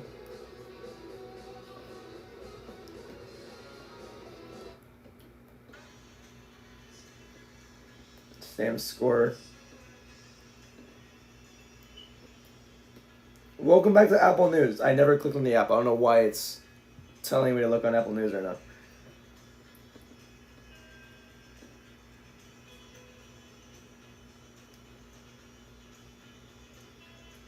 With the 5th pick of the 2026 MLB draft, the Pirates selected Derek Carriel from LSU. Nice. With the 6th pick, the Royals got Zion Rose from Louisville. Obviously, it's not as famous as the NFL draft, but it's still worth mentioning, I guess.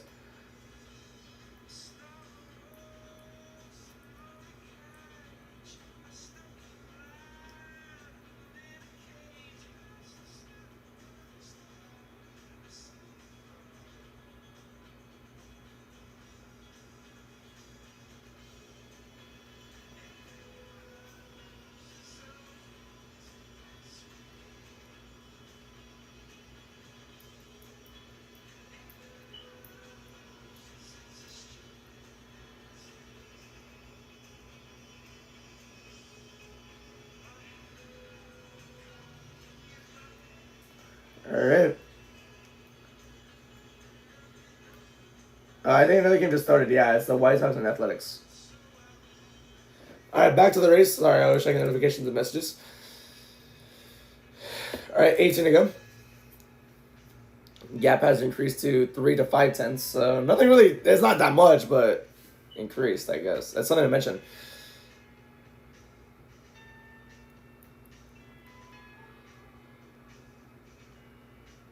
Mike Joyce said stage 3 we're going to see some more spins and some more aggression. It looks like we're seeing the opposite of that, honestly. So, yeah. Red Sox and Mets. Yeah, I think it's going to happen after this race is over.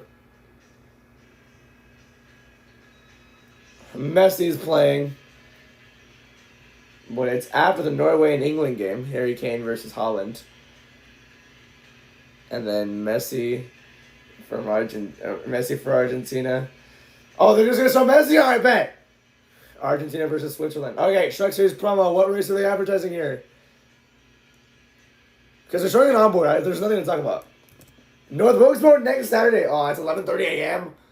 Crap. A half second. If is all that separates All right, race bet. leader Lane Riggs and Hayden Honeycutt, as these two just cannot get away from one another. No, they cannot. The gap, like I said, has been the same. Oh, we got a spin on first one. That's Josh Regan in the 33 truck.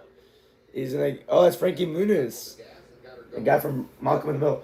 But he's gonna get back into it. It's off the west bend just before they go. There's damage on the 5 truck. Who's the 5?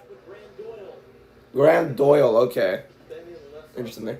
So let's go through the field as we do after every commercial break. You got Lane Riggs leading by half a second over Kane Honeycutt. Chandler Smith in 10.3 seconds back.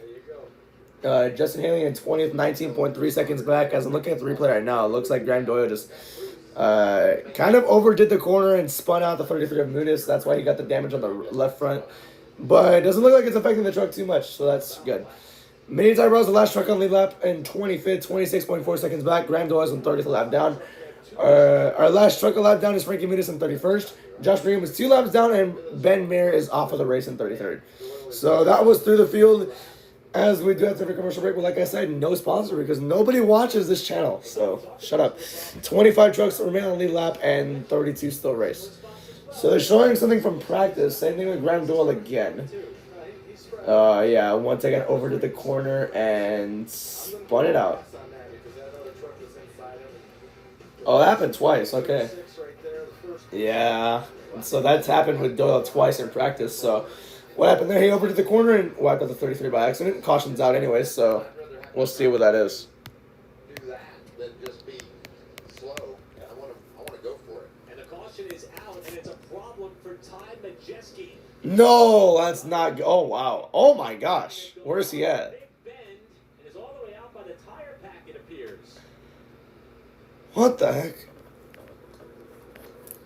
Majeski was running in 6th spot at the time. What happened to Majeski? In stage 2, the Thorsport number 88 has had a big off here. We're on board with Gio. Overshot the corner. Oh my gosh, no way. Wow. Hit it inside the track, then got on the rumble strips, and that was all she wrote right there. And look at the tire barrier. Yeah, He that got in there deep. That is all she wrote. That truck will be done. Ty talked about the good race, bad race, good race. Well, he was trying to break that string and get 2 good ones in a row. It's not going to happen today. 2024 truck champion. Not gonna happen. Not gonna win this one today. Hey, yeah. I hope he's alright. Probably one of the most significant incidents we've seen in the 2-year history with the truck series at Lime Rock. The Turn 1 tire packs doing their job. Second caution of the race is out. First one for incident after this moment for Ty Majeski in Turn 1. Majeski's 6th in points as well, so that could really drop him.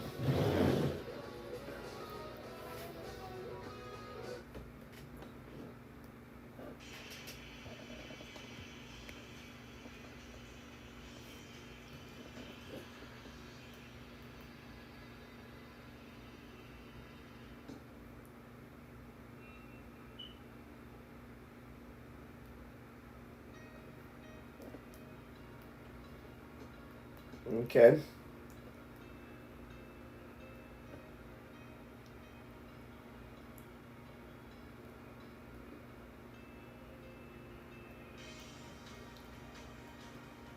Okay.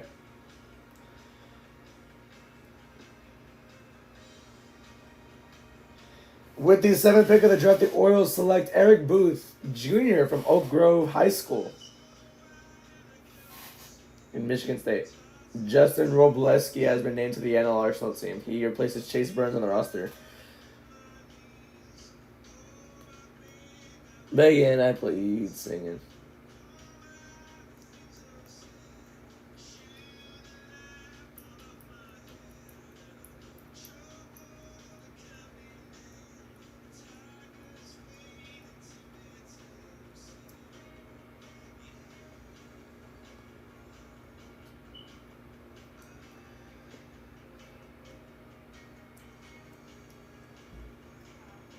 I hope McGregor loses. I don't like Conor McGregor.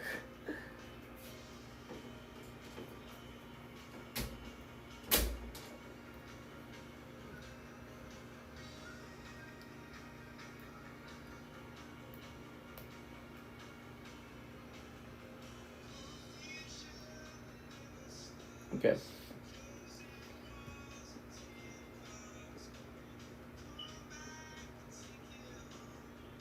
Alright. I'm blowing my shit smooth off if I'm spotting for one of those yellow Ram trucks. That's so true. Dude, it should be so confusing.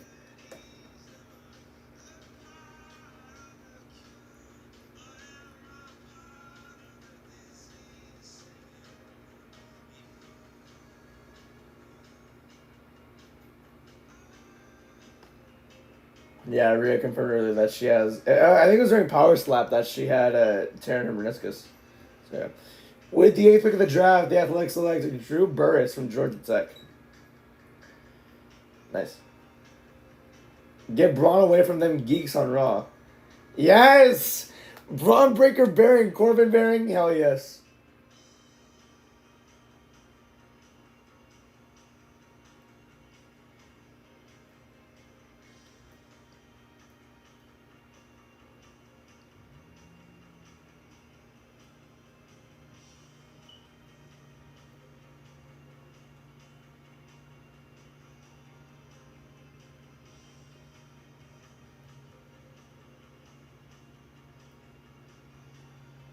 They're using AI for their graphics is so annoying.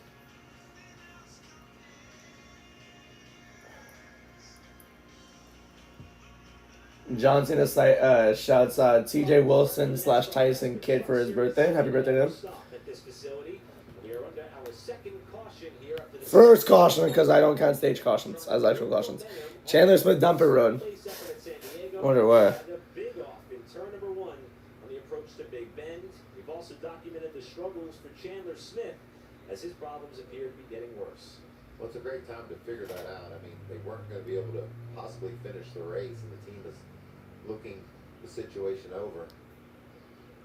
What's happening to Chandler Smith? What happened to Ty Majeski? Caitlin, what do you got? Yeah, Eric, listening to the radio, they said they lost brake pressure, so they believe there was a leak in the system. So he was losing brakes on that 88 after having a decent run going for Ty Majeski, guys. Probably one of the worst places for that to happen here on this racetrack. Say it was probably the front brakes with the leak, because when the... It was okay. That was even though it was the tires, that was still a hard hit. It was along for the ride at that point. Unfortunately, he finished runner-up here last year and was looking forward to... Oh, wow. That thing is destroyed. He was looking forward to another good run. Absolutely destroyed. Motorsport number 88 will head back to the pit lane. We'll let cleanup commence. My mom is severe. Brewers up 6-3 now in the 7th.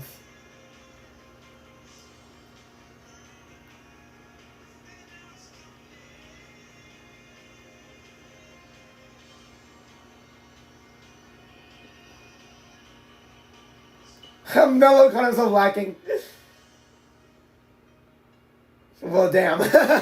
Mello caught himself lacking.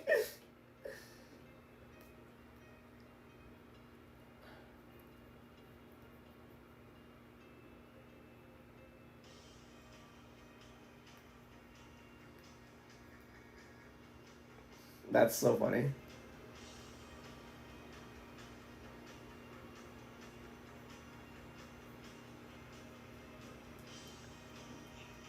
Bro, why is Gargano in this 4-way?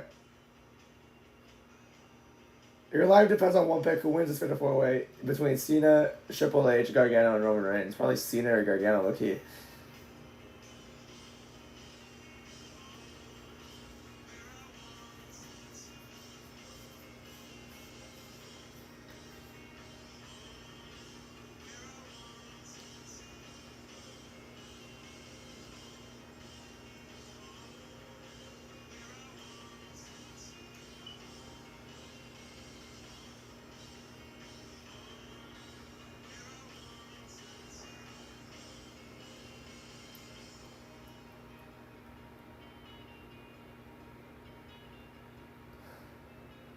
Oh my gosh. NASCAR has black flagged the 38 and are making us look at the smoke. The front row admin is not happy. That's funny. With the 9th pick of the 2026 draft, the Braves select AJ Garcia from Virginia. Nice.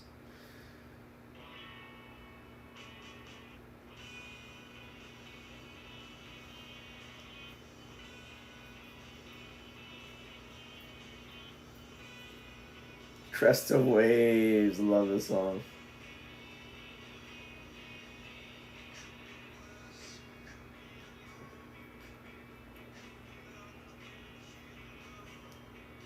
Okay. There you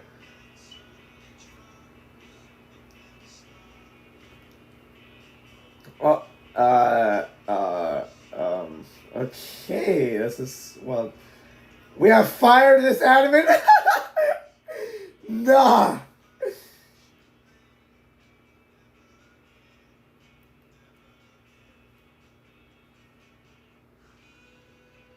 Or I don't even know. This person from ILLIT charts said he can top me, and they immediately got fired. We have fired this admin. Proceeds to quote tweet it.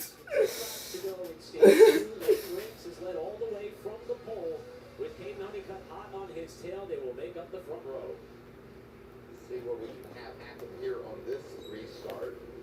Honeycutt was right there on the last one. Okay, I'm gonna go by green again. Coming back to the green. That's the same thing that happened a year ago. Lane Briggs led one lap and it was on a restart. Now Honeycutt's doing the same thing at 11. They'll try to do it again. 10 to go. There we go. Oh my gosh, that was a wreck.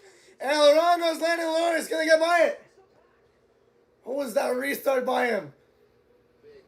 Do not throw yellow for this. I really don't feel like it's necessary. Dude, go. Thank you. Tire rub on somebody. Caution's out. Of course it is.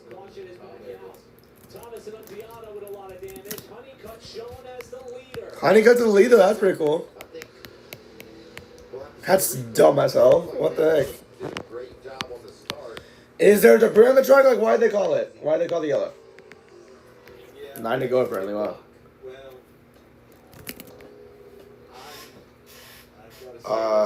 Okay. They messed up the laps. Of course they did. So it was actually lap 21. Lane Riggs threw a block. Why? First of all, isn't that a penalty? Or no? They already had the restart zone anyways. So. So it wasn't really a block by him. That's not what caused the wreck, but he got a block and that cost him momentum and then got. That block by Lane Riggs got him sideways and that was it. He intended to go so quickly too. Costly right there for Mozak. Annunziata with damage on the right side. Honeycutt with a great entry in turn 1. That's how we got the lead, but yeah. I'm not saying Lane did anything wrong. You know, he just. Oh yeah, no, there's a bunch of damage on that track. Never mind, I can see why they called it now. And a big wreck happened behind that. It was another truck trying to squeeze into that mess. We caught a glimpse of Ben Rhodes, who sustained significant damage. He was not able to drive away from the scene. Connor Mozak, who had a front row starting spot for this race, has been able to drive away, but the back end of that truck is destroyed.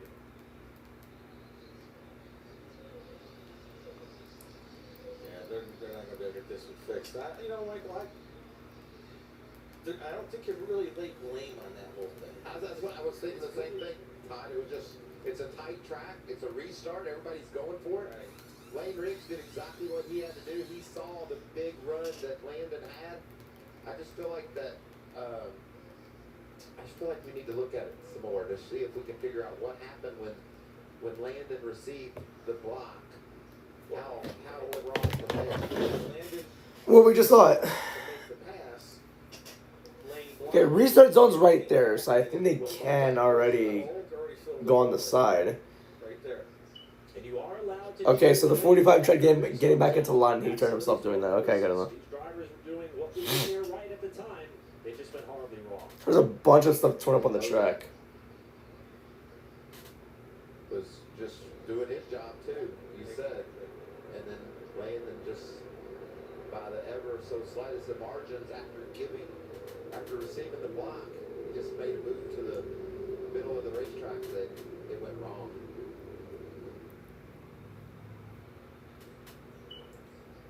who our new leader is. Yeah, how about it? Honeycutt did a great job on the restart. And I got a great entry in turn 1, and he executed the corner perfectly as well. So Going to show it right there. yeah, got him the lead. Landon just squeezed. You're seeing the Regero on board right now. Was there. Now fortunate for Gio to not get hit in the left rear, making out 2 trucks that would have been broadside with the pack oncoming. That was pretty amazing. No more trucks got involved in that mess. I'm a little bit surprised it wasn't a bigger wreck than it was. So yeah. Road down there to the right side to get away from it. You guys did a great job.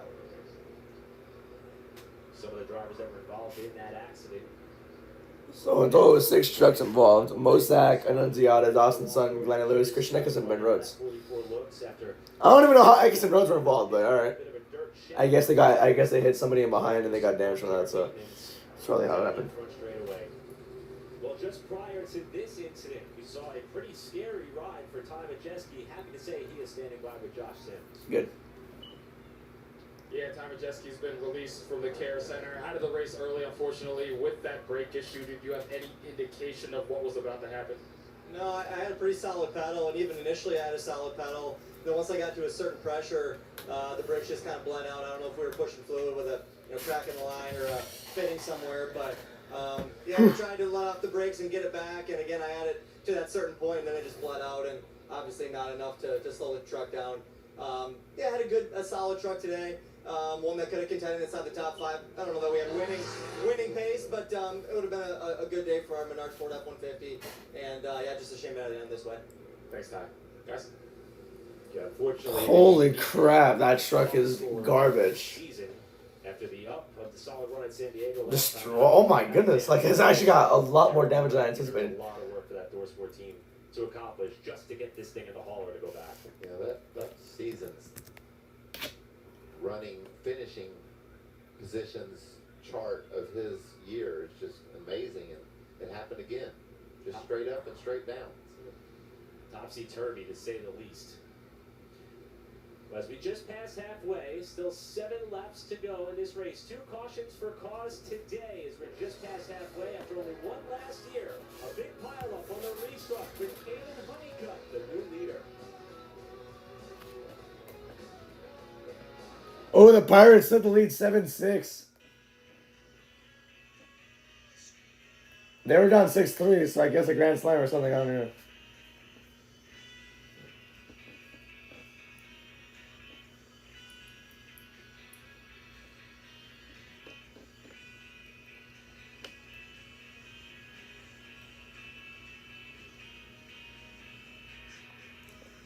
Okay.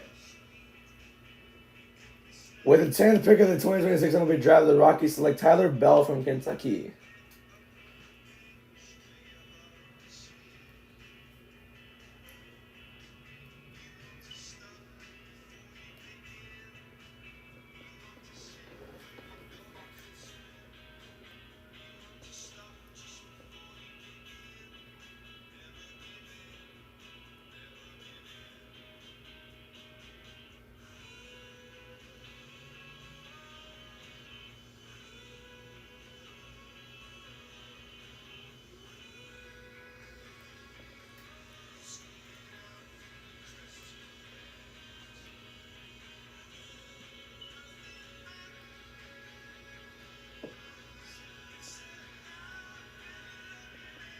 Okay.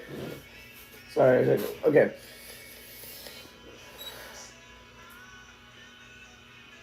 I was 12 when this song came out. Now I'm 16. Cries softly. 9:25. Nah, I'm 22. I have my age for some reason. That's funny. Oh, it was a grand slam. I was right. Wow.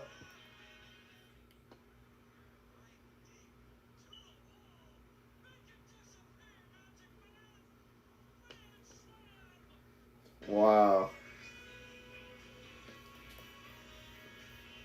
Oh.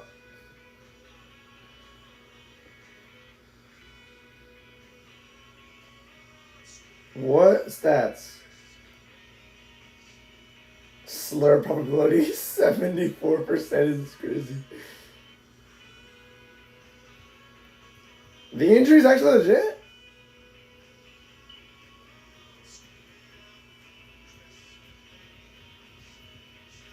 whole division down, dude. It looks more like a scar. But that looks legitimate. Fox rolls on with a quarterfinals doubleheader. First, Erling Haaland and Norway look for another upset as they face Jude Bellingham in England.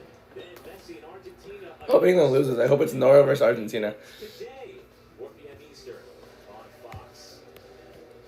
We know that Louis Foster is going to have his eyes peeled on that match with England. We have another unique. Yeah, that's if the race ends on time. To the driver of Nice Motorsports 44, Caitlin. What was Andres up to?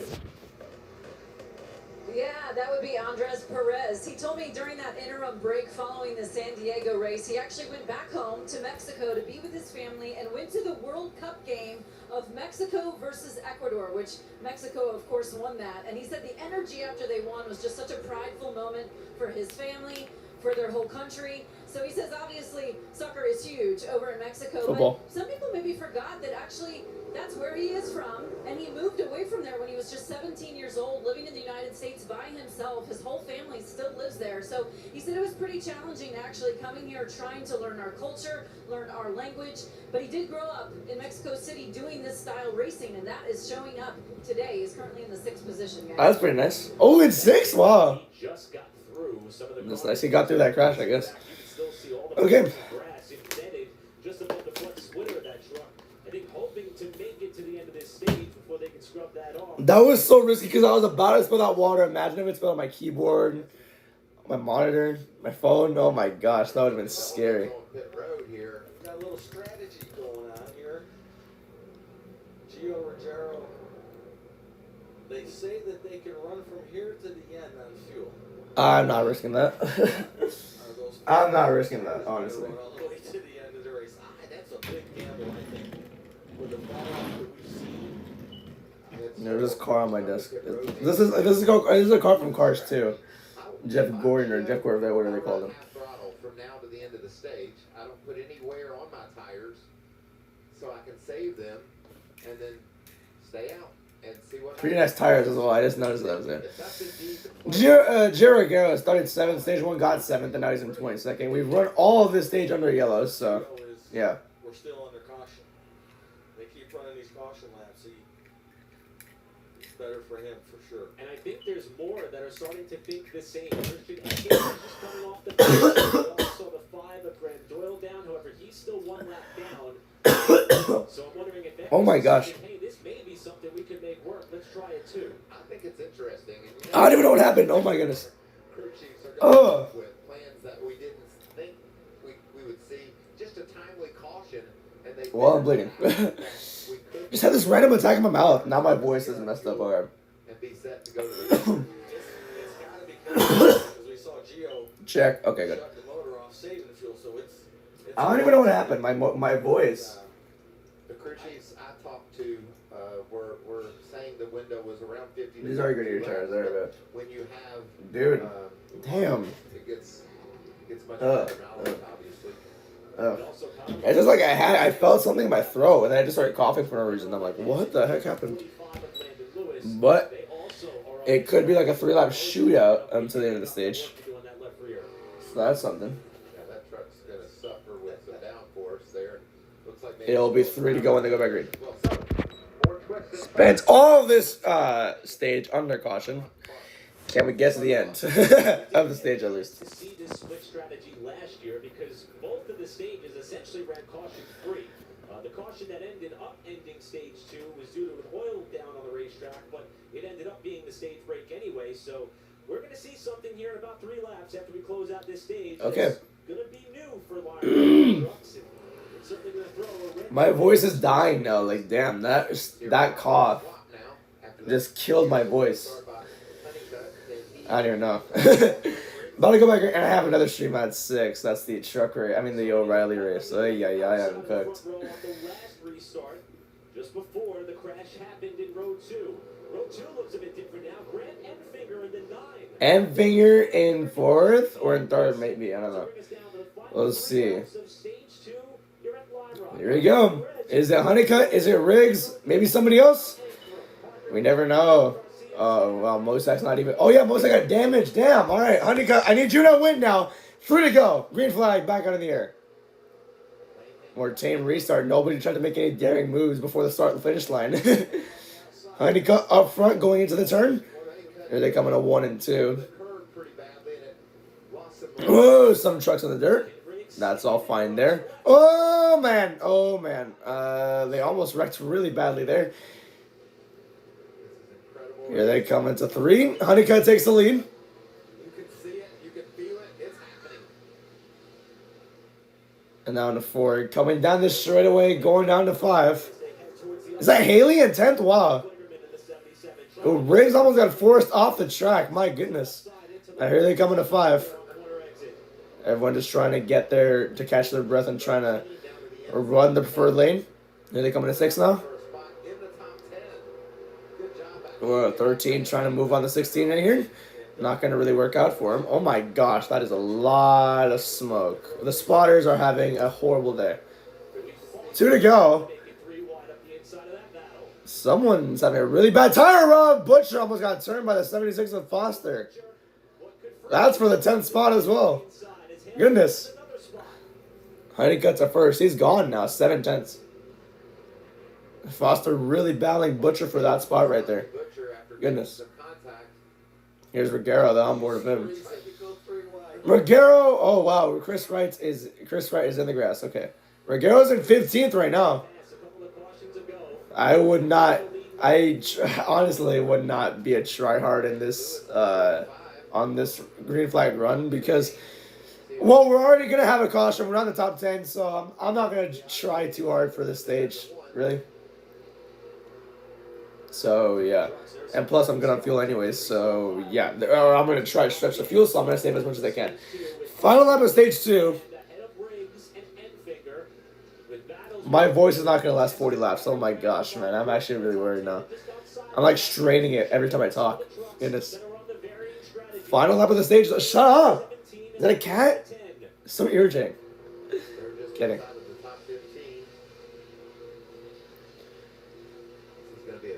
6/10 gap. I don't think Riggs can get there. As they go down the Paul Newman straight. Now into 6.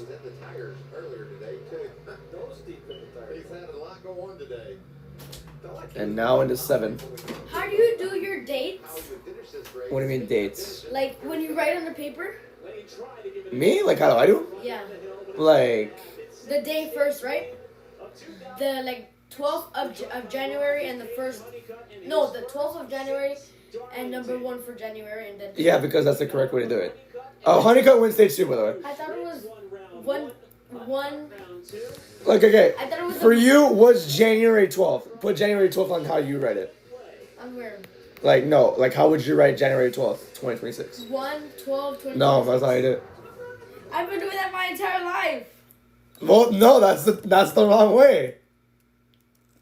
They just teach you that. I don't know why. They try to teach you it's the right way. It's not the right way. Because Mom found one of your papers. What, for Spanish? Huh? For Spanish or what? No, it was 12. You were like, "Hi, my name is Ethan." Blah blah blah blah blah blah. Oh yeah, my introduction. Yeah, I wrote January 12th, 12/01/2026, because that's the correct way to do it. Did you get a 75 and change it to 100? No, I never do that. Because Mom found a 75 behind 100. Yeah, I probably did, okay. I was never gonna show her any of the papers. Well, she found it and changed it. Is she here? No. Okay, yeah, I know. It's behind. It's like, you know where my picture is on her dresser, like me. Like Oh, it's behind there, right? Yeah. Yeah. Because I started hiding him. That's why. Like I used to hide him under my pillow, and she would fucking find him. She would never. No, she would always. Oh. Some of them were never there anymore. I'm like, oh, great. I gotta hide him somewhere else now. Right here. Under the clothes. Okay. With the 11th pick of the MLB draft, the Nationals select Chris Hasopian from Texas A&M.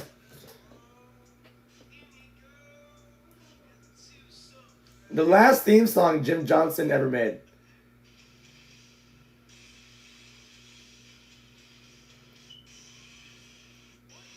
Baron Corbin's last theme. Alright.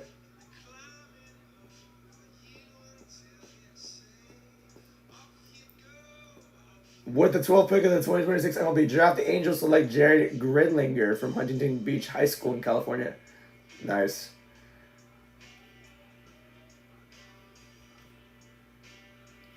The 11 and 34 are like 2 full steps ahead of everyone else most weeks. That is so true.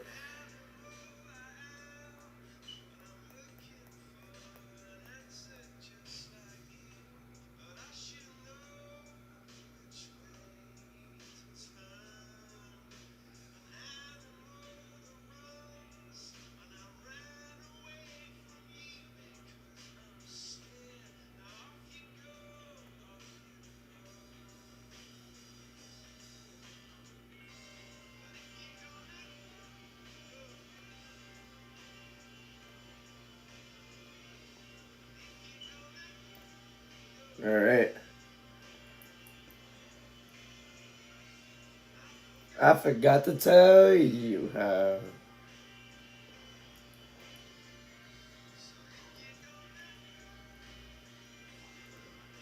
Pirates up 7-6. So yeah. Tonight at 6 is the Rays at 6 Central, and then tomorrow at 6 Central is the Atlanta Rays. Series here at Lime Rock Park. The pits have not yet been opened for the front runners, so we don't have a clear picture of how this is going to shake out. But we've been wondering about it throughout the whole break, Todd. I like that, Eric. Each of a prize from the Peach State. That was pretty good. I wish I could take credit for it. Yeah, we'll see what these guys do with the strategy. It's going to be interesting who stays out. Why would you stay out? I think Overgaro's the only one who stays out unless they missed someone else who pitted. I think Cole Butcher is your first truck that stays out. Yeah, I think you're right, Michael. I think Friesen's going to stay out. Stewart was on pit road making adjustments, so they're full of fuel tires. Okay. So we'll see what happens here. This is fun. You talk about controlled pit stops and stage breaks and strategy being out the window. Never think that these NASCAR crew chiefs can't figure out a way to throw a curveball at you. There you go. This is fun. My first time getting up in an hour. Will that turn out to be the beach of a call here in Connecticut? I need to get some like lube or something so I can get this to stop creaking like crazy. Like look, I'm standing up right now, right? Standing up. I'm gonna put this back a little bit. We'll get an exact idea as to who is going to elect to siphon their way up towards the front after stopping. Well, it's wobbly. That's one thing. Well, when I guess when I sit in it, I guess it creaks because I'm moving it right now. It's not creaking. See? Now I'm sitting on the chair. Winner, Caden Honeycutt, is going to lead the parade of trucks down the pit lane, as you said, with the exception of Yeah. Butcher and several others. Yeah, you can hear it. Sounds so weird. This is great. Cole Butcher, Stuart Friesen, there's Rogero. Corey They're staying out. LaJoy stays out. There's 2 of the Ram trucks. That's Colin Braun. Our dynamic duo gonna restart. Nunziata. They're going to be back in the pack. So, yeah, that's true. Honeycutt and Riggs are going to be restarting mid-pack. That's going to be interesting. That, I'm sorry. When they get up to the field, that is going to be very interesting. They're waiting for everyone to be in the box so the officials can get the go-ahead, or the pit crew can get the go-ahead to start their pit stops. They will elect to change tires and fill up with Sunoco race fuel with zero carbon bioethanol. As the signal is about to be given and has been given to the teams, we get an update pit side to Caitlin. Yeah, taking a look at Grant Enfinger and that 9 team. He said the positive was you made the front end better throughout the course of that run from the previous cycle of pit stops. But he said we're still getting killed in turn 7. We also got much tighter, giving up time in the corners. So they were talking about doing a track bar adjustment to help that 9 rotate. As far as the 44 of Andres Perez, he felt like he killed his tires, obviously, during that run. Also, the team making sure they're pretty diligent about cleaning the grill from grass and debris that probably came up from that big incident. But Andres You never knock anymore? his very first top 5 About what? of the year, Josh. I like flowers. Yes, I'm happy, I guess. Yes. Laps this afternoon. He said, I need the left rear in the track more. You never knock for me. I do. You're always asleep, though. Said he's tight Nah, behind the he's lying. 11. He's lying. To move up to the 11 of Caden Honeycutt. He kept it simple over the radio. Same problem he had in stage number 1. He said, I need more drive off. He's led 14 laps, put himself in position for his second road course win of the season. But like you said, both these guys, the 34 and the 11, will now have to come through the field to try and get back to the lead. So we'll see how good their trucks are and how these adjustments help them out the rest of the way, guys. That was real interesting right there. We watched that tire changer on the left front of Honeycutt's truck. Okay. Reach in there, and I think he pulled a packer out of the shop, which that's a fairly major adjustment. So it'll be interesting to see how that truck runs. It, you know, when they're not, the truck's not the same left to right. You need Oh my gosh, almost fell over. adjustment that you would make. La la la la la la la la la la la la. Reset it for you when we come back. Several trucks hoping they can make it to the finish, and they'll cycle up to the front. We'll give you the running order and start stage 3 right after this. Okay.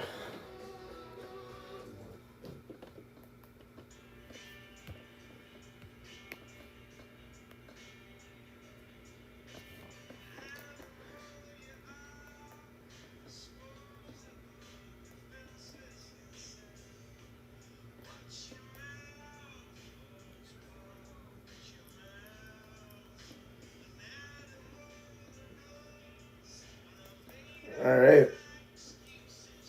So with the 13th pick of the 2026 MLB draft, the Cardinals select Trevor Condon from Idaho High School in Georgia.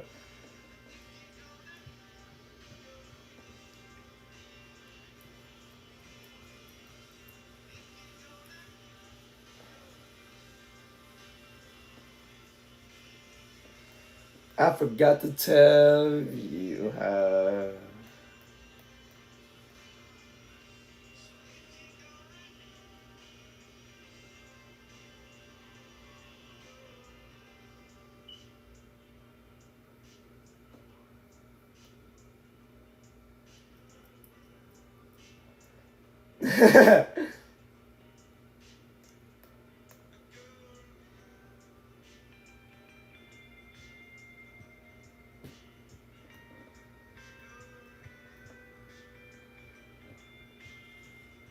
That's Dana. I mean, teenage wrestler Ashby Elegance.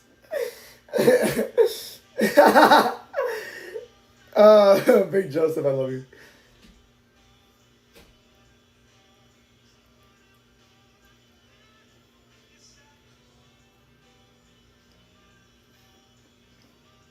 Baron Corbin landed his signature end of days finisher on Becky Lynch. As a result, some fans sent him death threats afterwards. Why was he a main eventer? That was so weird. I'm so glad I wasn't watching in 2019, but that was a crazy ass moment. Lacey Evans. I lost so much respect for her. I don't have any respect for her. With the 14th pick of the 2026 MLB draft, the Marlins select Jacob Lombard from Gulliver Prep from Florida.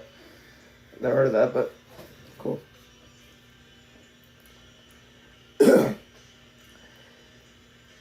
By the way, we never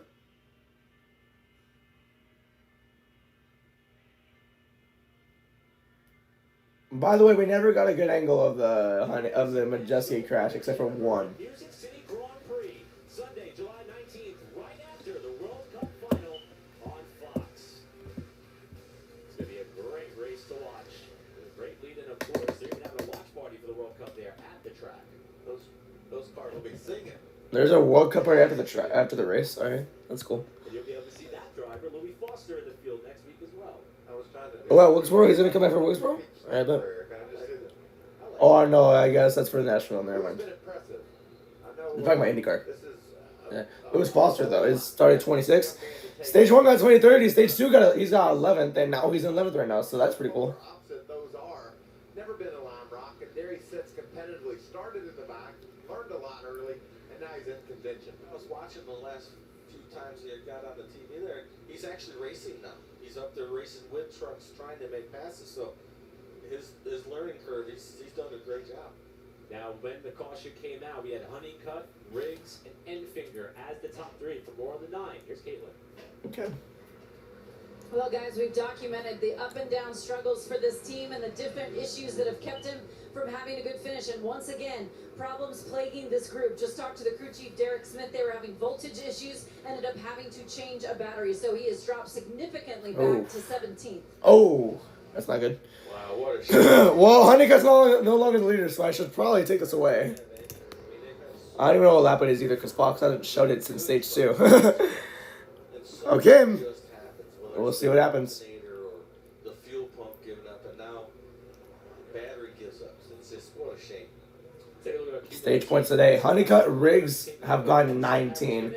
Enfinger and Henrik have gotten 10. Lennon Lewis has 8. Connor Musick and Andres Burris have 7. Thomas Menziota has 6. Ty Majeski and Tyler Rankin have 5. So that's pretty cool there. But Pace Truck is on pit road now. Here we go. Final stage about to be underway. Stuart Friesen and Cole Butcher lead the way back to green. We're back underway from Lime Rock Park. Who's leading at the line? It's Butcher. Okay. 3 wide. Yeah, they're gonna wreck. They're gonna wreck. Oh my gosh. What a sight, raw. Oh boy, a little bit of aggressive restart. Butcher and Friesen side by side for the lead. There we go, off turn 2. Now in turn 3. Butcher with a little bit of an advantage on the bottom lane. Now in turn 4. Now gonna get to the straightaway. Oh yeah, there's a crash. Yeah, 100%. Yep. I think that's the... Whose truck is that? That's Chris Ryan, of course it is. Best career finish was 11th in Talladega. Around he goes. Is there debris on track? I don't think so. I think they're going to be good to keep going, hopefully. Oh my gosh. Friesen with a crazy move. But Rogero's daring him. What happened to Butcher? Oh my gosh. What a great job by Stuart Friesen. What happened to Butcher? He fell all the way back. Did you see how abruptly he had to yank that thing to the right? That was incredible heads-up driving right there. What's the caution for? Oh, okay, there was debris. I was wrong. Behind from the physical restart that took place after we saw Chris Wright get turned and several drivers dip wheels off all around this racetrack as Wright has returned to pit road. So Wright's not pit road, but they're going to have to clean up for debris. Pirates win 7-6 against the Brewers. It's going to be equally as crazy. See if we can see what happened to Wright. That Eckes way off. Oh, yeah.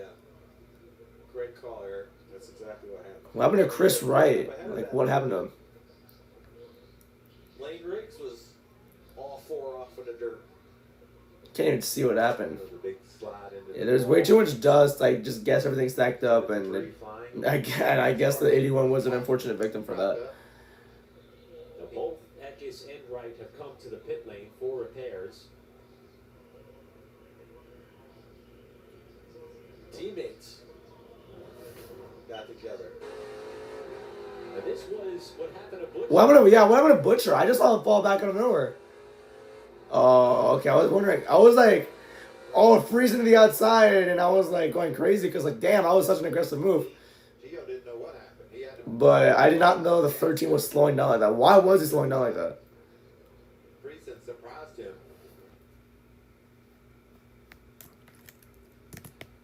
Saving a little fuel. Saving the fuel there. Saving fuel, trying to get off the clutch on every turn. Regulations, though, I think they should be fine. Me too. They should be fine on fuel now since the caution came out. For our stage winners, the drivers who have led the most laps today, Lane Riggs and Caden Honeycutt.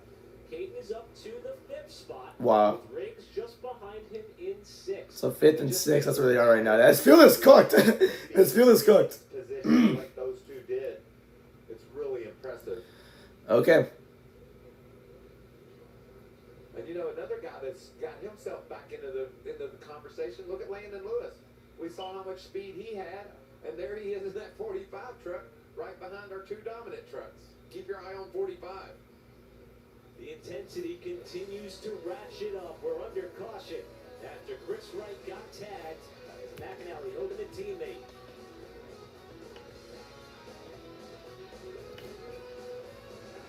Okay.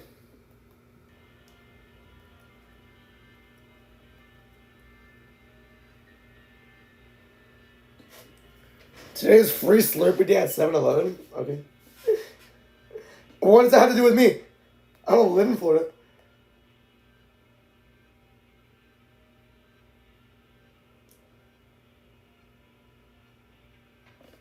With the 15th pick of the 2026 MLB draft, the Diamondbacks select Ryder Helfrich from Arkansas. What a double play. The Pirates escape a bases-loaded Janik get the win.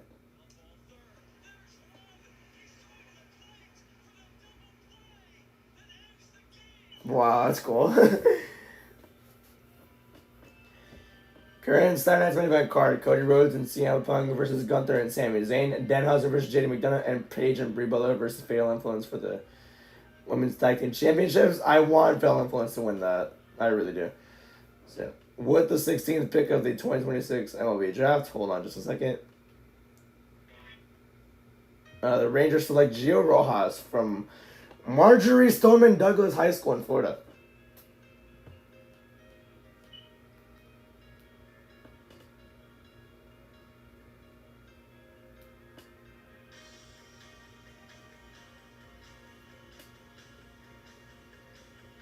I find it fascinating how Kate Wilson almost got over and they completely just destroyed his aura. Or not aura, just...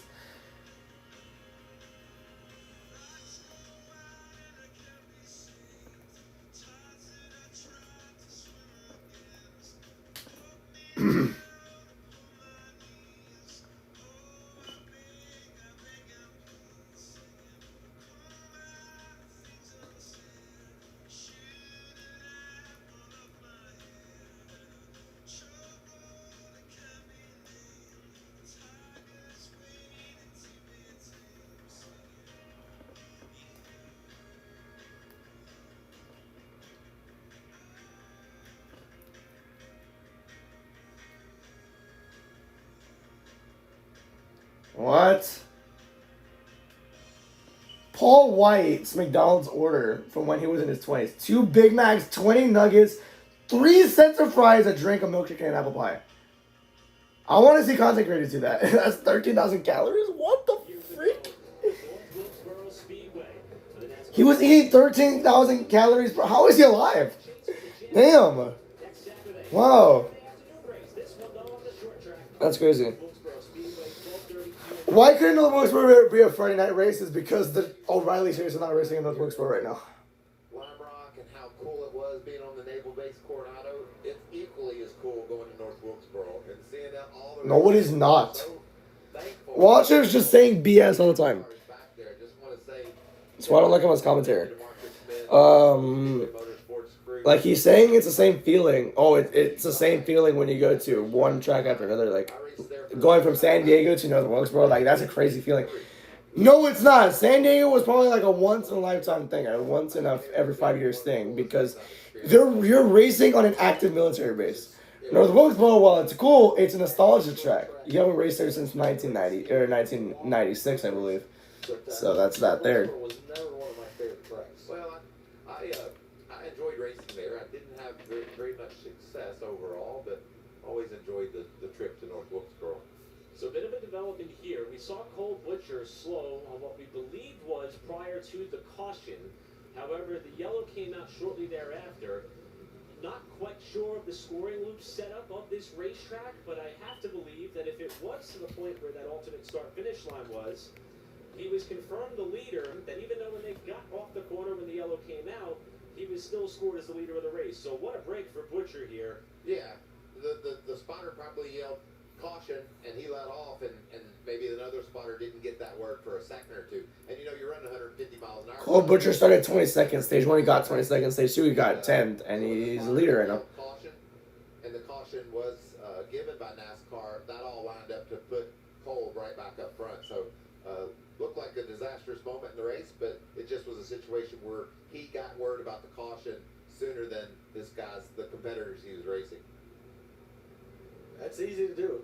Yeah, it's very easy to have happen, and that would, especially on a road course where you're spread out all over the place. Yeah.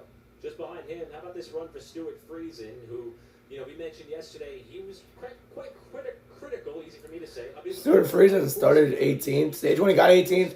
Stage 2 13th, and he's currently second right now. A little bit better. He's on that same strategy,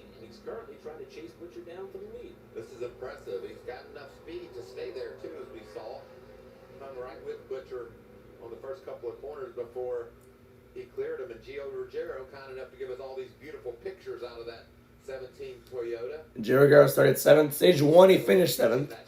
Stage 2 got 14th, and now he's 3rd right now. He's running the same strategy as Friesen. He could probably make it on fuel. Don't know how true. I don't know if he can make it for sure on fuel, but I like to believe. I think they are going to fuel because that caution came on. So, yeah. Cycling back from the restart jam up that happened a couple of cautions ago, despite some damage to the right side of that truck. Some damage. The whole thing is damaged. That's pretty amazing. I don't see damage on the 17. But I do see damage on Thomas Annunziata, who started 4th. Stage 1, he got 5th. Stage 2 got 18th, and now he's in 4th. And with that all damaged truck, it looks pretty insane.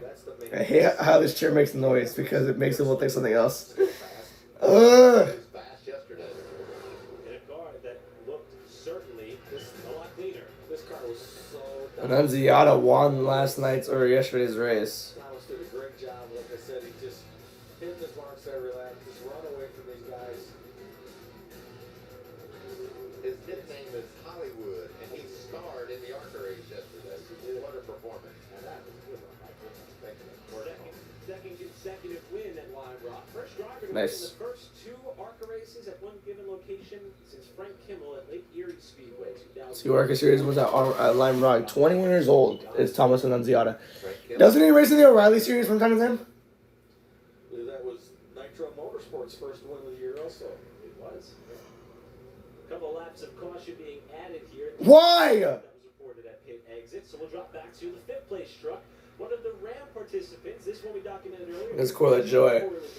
Started 21st, started 23rd. Stage 1 got 21st. Stage 2 got 15th, and now he's up to 5th on the strategy. Stayed out at the end of stage 2. Taking advantage of anything they can to try to get track position because we talked it before the race. He's the only blue Ram truck. There's 3 yellow ones and 1 red one, and he's the blue one.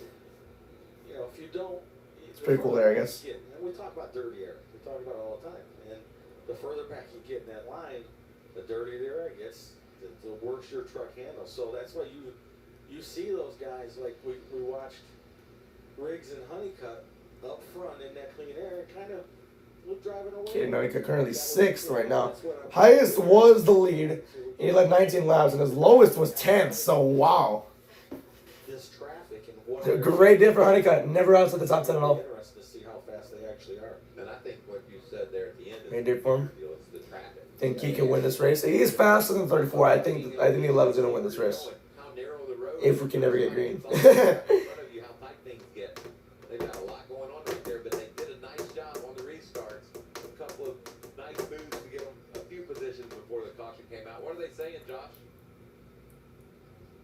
Yeah, check with crew chief Dylan Capello after that last stop to see what the 34 did to try and improve that truck, and they did a number of changes. They pulled a packer, like Todd did say. They made a wedge, an air pressure adjustment, left rear spring as well. So they went hard to work to try and get this truck just a little bit better than the 11 for this last run, guys. Thanks, Josh. Josh mentioned crew chief Dylan. Lane Riggs currently 7th place right now. Highest was the lead. He led 48 laps earlier. And his lowest was 11 on lap 64. So yeah, another great day for the Riggs as well. But yeah, it's going to be him and Honeycutt top 2. But I do think Honeycutt will beat him there. So we'll see what happens. They have the same amount of points right now. They've earned the same amount of points. They were 19. They were 1-2 in stage 1 with Riggs winning, and they were 1-2 in stage 2 with Honeycutt winning. So yeah, 19 points for both of them. Well, you guys were talking about Cole Butcher assuming the lead now to the races. Crew chief Richard Lucius, how did that all transpire, and what do you think of your young racer up front? We were so worried about saving fuel that we pretty maturely told him the yellow was out. We saw the truck and the tire barriers, thought the yellow was out. So we lifted, trying to save some fuel here to make sure we could make it to the end, and luckily NASCAR did the right thing, gave us our spot back. There you have it. Cole Butcher right now. What? Richard was the first crew chief. The yellow came out after he was lifting. So cool, I guess. I don't know. 15 starts in his truck career. Best finish was 10th. He's leading right now, but like, I don't know if I agree with NASCAR putting him back up front. He was already passed before that yellow came out. At worst, he was gonna be 6th place anyways. So don't understand that call. I agree with Rich. It was the right call to put him back up there. They threw the yellow out, and he let off the gas. So great call by NASCAR to straighten it out. But it was before the yellow even came out, So so continues after the incident, I guess the oil down on the exit of the pit lane. this caution is gonna take forever, dude. Wow. On this race as it nears its restart.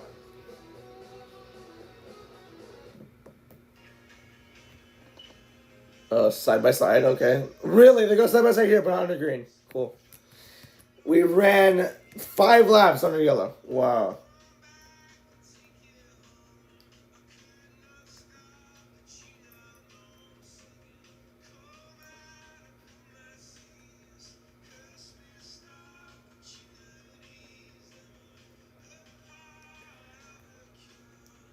Yeah, Pirates won 7-6. The Pirates are now 48 and 47, and the Brewers are 59 and 35. So that's that there. Brewers are still yet to reach 60. So yeah. With the 17th pick of the MLB draft, the Astros select Logan Hughes from Texas Tech. So yeah. Forecast for Sunday has improved to 50% to 50 to 60%, down from 70 to 75, and less than 30% chance of rain after 8 p.m. Eastern. Not bad. Pirates with undeniably have gotten better this year.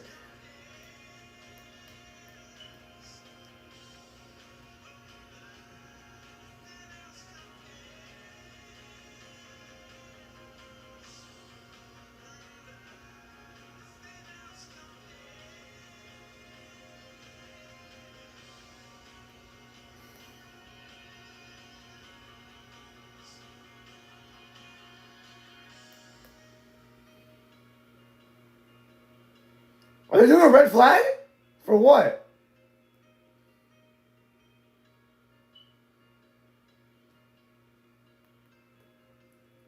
I don't really see anything. I don't see anything on Bob's Twitter. Let me go to NASCAR real quick. Yeah, red flag's up.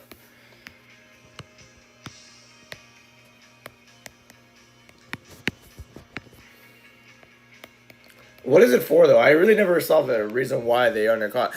I never saw the reason why they spent that long under caution. Because Fox never said anything about it. Damn. With the 18th pick of the 2026 draft, the Reds select Justin LeBron from Alabama, sorry.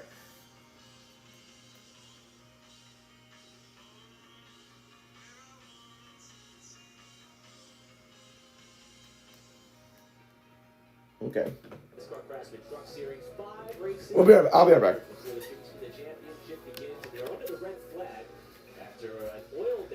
Oh, it's oil. Okay, I get it. Around most of the racetrack, we are putting the work here, and that's going to extend this slowdown period with still 28 laps to go in this race. And it appears that we have laid down 1.5 miles worth of fluid for this track crew to clean up. Yeah, definitely got a little oil down here. Now, Michael, we looked at this oil dry through turns 1 and 2. It's at the bottom. And I asked you what you thought as the leader. Would you take the bottom, or would you go on the outside for this restart? Well, if you go on the outside, you put yourself in the hands of the guy that goes to the inside and says he's just going to run through that. Yeah. Run through that speedy dry at all the speed of the world. So, I don't know. I think I want the bottom. I want the bottom, and I'll be the guy that runs the other cat up the track. You're definitely putting yourself in peril if you're not the guy on the outside. Well, it's been a fun one, and it's been a wild one so far. The NASCAR Craftsman Truck Series return to Lime Rock Park. Let's see through how this race unfolded, kicking it off with Lane My bad. on the pole. Connor Mozak alongside. This was the first launch in the Big Bend. Lane Riggs went on the wins. Oh, shoot. Okay, there. I almost knocked over my other monitor. And then Majeski with this issue with his brakes going down into turn 1 into the tires, heavy damage. Kyle's up and down season continues. And then we had the big one on the front straightaway, the 45 of Landon Lewis, trying to get back in line, gets turned by Connor Mozak, and here comes the rest of the field. Somehow, only about 5 trucks sustained damage through it all. Many of them able to continue. Honeycutt would go on to win stage 2 and match the stage points accumulated with Lane Riggs as well. But the strategy took a big turn at the end of that stage. Yes, Rich Lucius that Caitlin just talked to started this trend by saying, I think I can make it to the end from here, and went in and got his pit stop done, and now he's got the track position that he's looking for. Everybody's dreaming of, but Todd, this thing is far from over. This is going to get wild. It's going to definitely be wild, and it's going to be interesting to see if they can hold it. You know, they don't have the fastest trucks, but they got the track position. So can the 11, can the 34 come through this field and get back to the lead as the dominant trucks? And then, you know, you said... Yeah, they 100% will. Started the big one.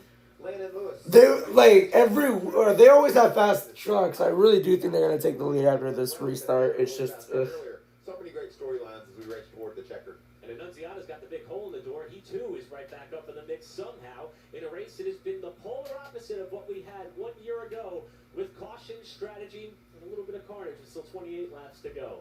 Let's go down to Josh. Okay.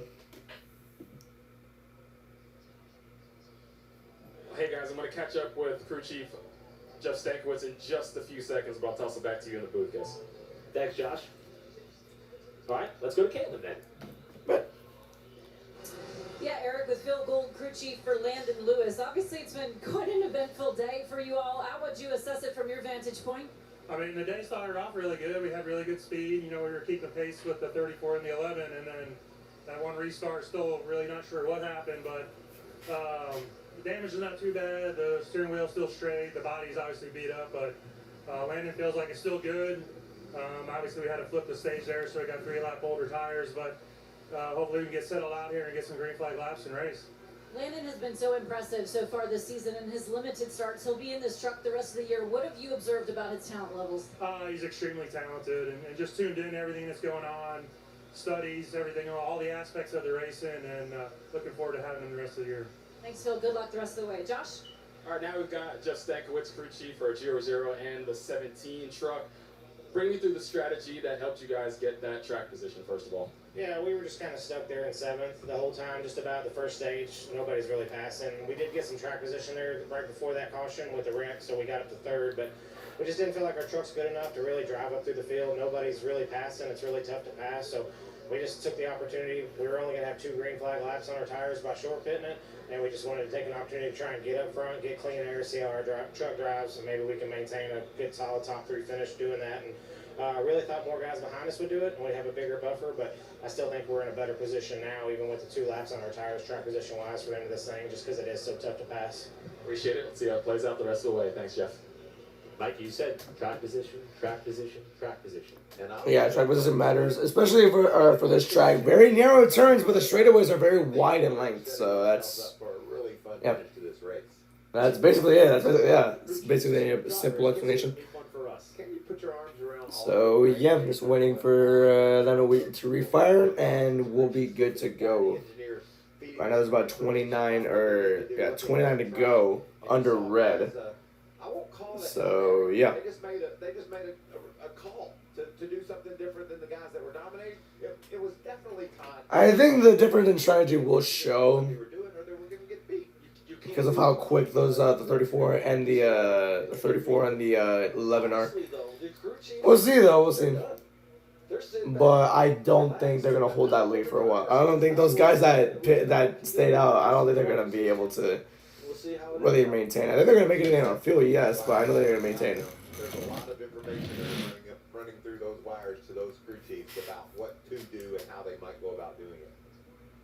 Well, we are inching closer to what is going to be a great afternoon if you are, in fact, a soccer fan. The Football. doubleheader kicking off 4 p.m. Norway against England, and then it rolls right into a 7 p.m. matchup between Argentina and Switzerland. This is all kicking off at the top of the hour over on Fox, 4 p.m. Eastern Time. Where's the name soccer even come from? World Cup final is going to continue to take shape, leading into next Sunday's showdown for the biggest prize in all of soccer. Or depending on your quadrant of the country, football. Yeah, exactly. Hey, there we go. Eric Brennan, thank you. He said football. I call it football, and then I call NFL football. I call them both football, but like, And everything that and when I have to use them both, I would say American football and international football. So the red flag remains out, but these fans are not going anywhere. Still a quarter of this race left to go. Yeah, a quarter. Of 100 scheduled laps, and of course the possibility of overtime will linger. Do not speak that. Nah, I just don't prefer overtime. I don't prefer these guys wrecking over and over just to get a win. Especially now that these guys have had a few shots at a restart, understand, well, they don't understand the limits because they're going to go past them, but know where they can push the envelope and see if they can get some positions on these restarts. Let's look at these old cars I have here. Oh, caution's back on. Never mind. Like my Disney cars. I used to have them I used to collect them when I was younger. Last Thursday I finally put them on the shelf right next to my desk. So that's pretty cool. I'm just looking at them, admiring them. So yeah. Fox is not good at that, but okay. I'm kidding. So we do have chances of rain for the Atlanta race later on. But yes.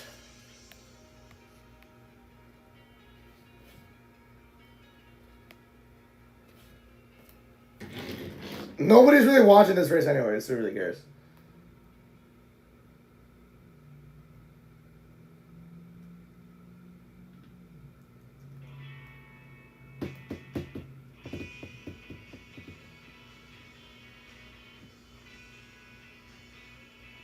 Crest of Waves is a great song. Okay. With the 19th pick of the MLB of the 2026 MLB draft, the Guardians select Liam Peterson from Florida. Nice. Florida Gators. Sick. Yeah, Trick Williams has a new custom and it's a Fern championship, which I hate Fern, but I like it on the title. It actually looks really cool. I'm not gonna like it.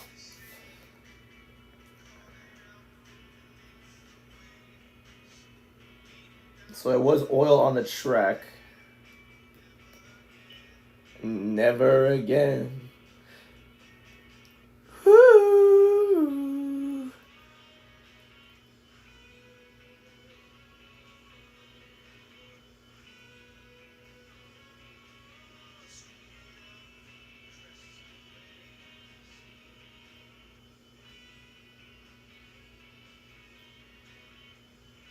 Oh, it's so great.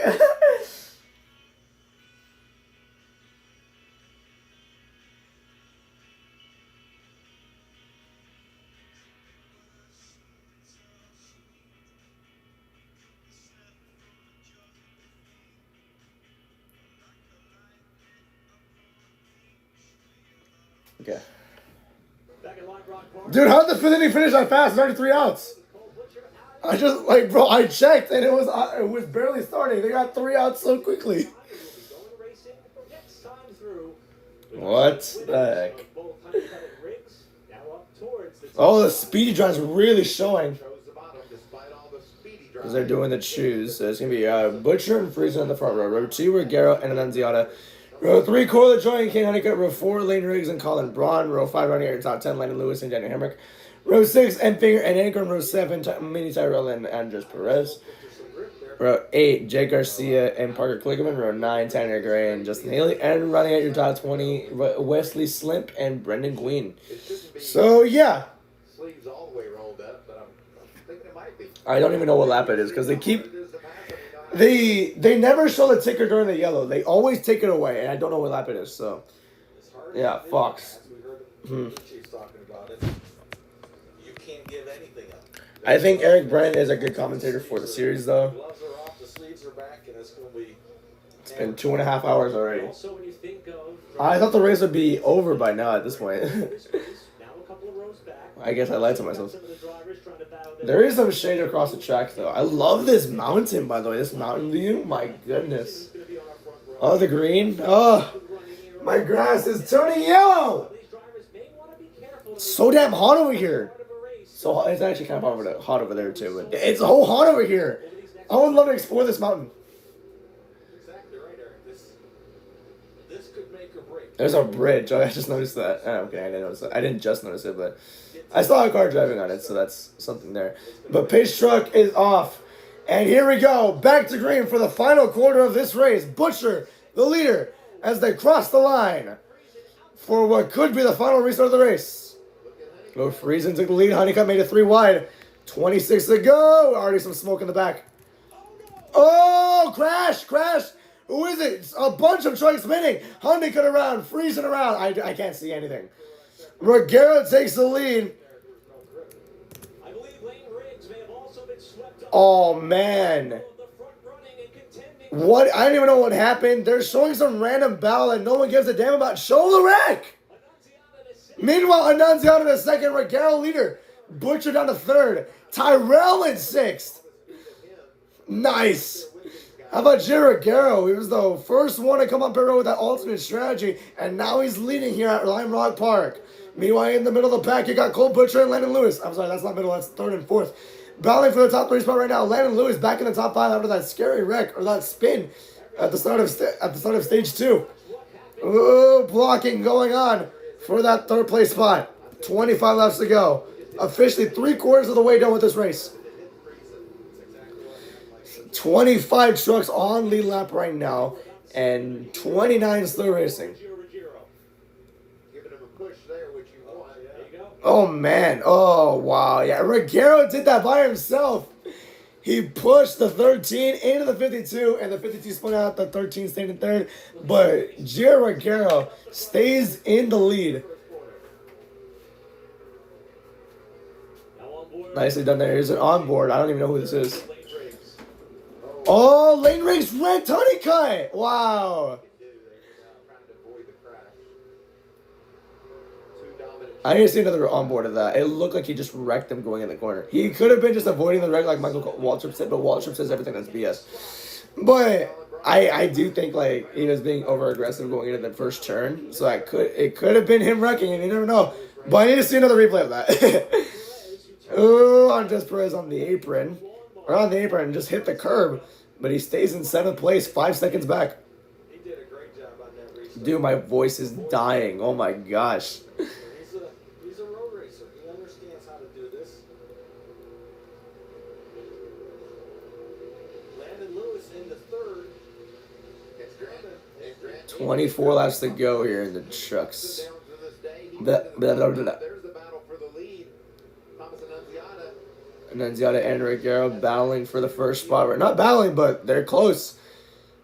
They both pull away from Landon Lewis, who was in 3rd. Landon Lewis now 2.6 seconds back. And now Annunziata with a beat-up truck is going to be challenging for the lead in a few laps. He's only 3/10 back. 23 to go. Disposed of Butcher, see if they have the kind of speed it's going to take to go up there and join this battle for the lead. Ankrum is down pit road now. So is Chandler Smith. Smith's been on pit road for the entire caution sequence, though. So also a bit of a homecoming for him. As for our 2 stage winners so far, Hayden Honeycutt 19th. Honeycutt 19th, Lane Riggs 20th. How did Honeycutt stay ahead of Riggs, even though he spun out? Okay. Interesting there. But unless they turn into SVG, there's no way they're winning this right there. So in the top 5, career wins. Regero has 1 win. That was at Talladega last year. Annunziata, nothing yet. Landon Lewis, nothing yet. Edfinger has 12 wins. He's in 4th. But Cole Butcher has 0. So in the top 5, 3 drivers can get their first career Truck Series win today at Lime Rock Park. We'll see if that happens, though. 22 minutes later, we're going to see that. So the top 5 has ever won a NASCAR CRAFTSMAN Truck Series race. Now Chandler Smith rejoined the race. However, that Oh my gosh, we're going to see another yellow now. through the right-hander. Yeah, caution's going to come out. Yep. Give us another caution. We didn't need that. Did he just lose power or what? If he starts going again, I'm fed up. If he starts going again, but I think he just lost power. He was on pit road for a while. He just got out of it now, so now I think he just lost power. You know, you've settled things out. You've stretched it out a little bit. You don't want to see this caution, especially if you're Gio or Thomas Annunziata there. Right, Absolutely not, and especially if you're Regero, because Annunziata was catching him. This won't be the last one. Well, we have now doubled our total cautions from 1 year ago. 6th yellow of the afternoon. The 2 guys wanting to see this, Landon Lewis and Grant Edfinger. And Annunziata, obviously, because Annunziata can just get the lead, and he was hunting down that 17 as well. Tribulations that Grant has had so far today. When he had that off in practice, he was the fastest truck in the session up to that point, and evidently he did not lose any speed in that truck, despite how disastrous The incident did look in practice, but he kept it out of the wall. Even before these crazy restarts, Grant had driven himself up into the top 10 and close to the top 5, so he definitely has a fast truck. So Tricon Garage still trying to keep the streak going Yep. as far as either front row or Tricon winning the last 9 consecutive, trying to make it. Wow, front row or Tricon. Nice. Landon Lewis third. Kind of an accomplishment there, don't you think? It's Jake Garcia, Andres Perez, Colin Brown. How about Tanner Gray? Haven't talked a lot about Tanner so far this afternoon. He's kept his nose clean. Daniel Where's Tanner Gray at? How about a pair of Clean race, solid race. Oh, he's a 9th. All right, yeah, that's true. I haven't really seen him all race. Kept a clean truck, right up there in the mix. so he could be a dark horse pick for someone. But I haven't really seen Tanner Gray on dark horses, so I really can't really tell that much. A lot of these trucks in the midfield getting some more battle scars. I saw that the right side of Colin Brown's truck was a little bit damaged. Look at the back end of Jake Garcia's truck. Also, Parker Kligerman's got some damage to his front end. You said it was a short track of road course. It's not. It's really starting to look like it. Yeah, the sheet metal pile is going to be big at the shops this week. Hey, all those fans who've got the general admission tickets that can go in the garage area, they might be able to go home with some sheet metal souvenirs when this one's over.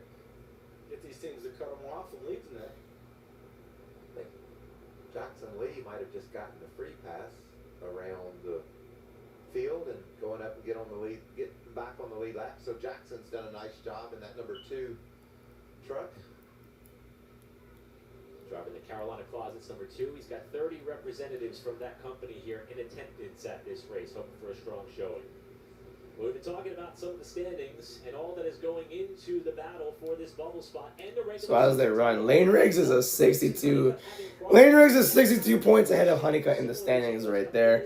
McGarrett on 3rd, Smith 4th, Ekes 5th, Majeski 6th, Ben Rhodes, Hemrick.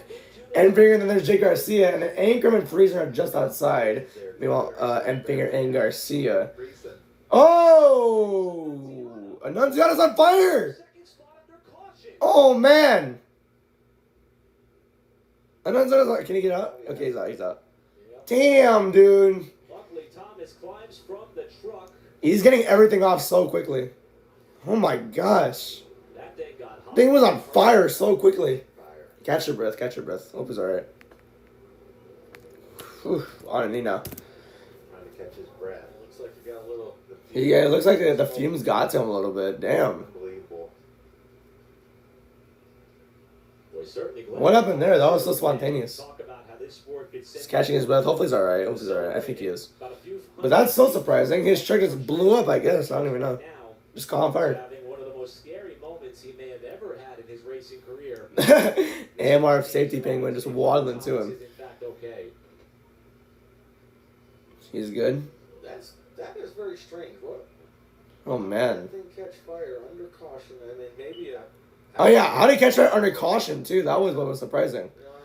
Is he good? A few big hits in that restart. The whole side of the truck. Kind of holding him up a little bit. Can someone get the ambulance over there? Shook an oil line loose, or that definitely was not a. They're holding him. Like they're actually like holding him. Like he's standing up and they're just holding him. Crazy.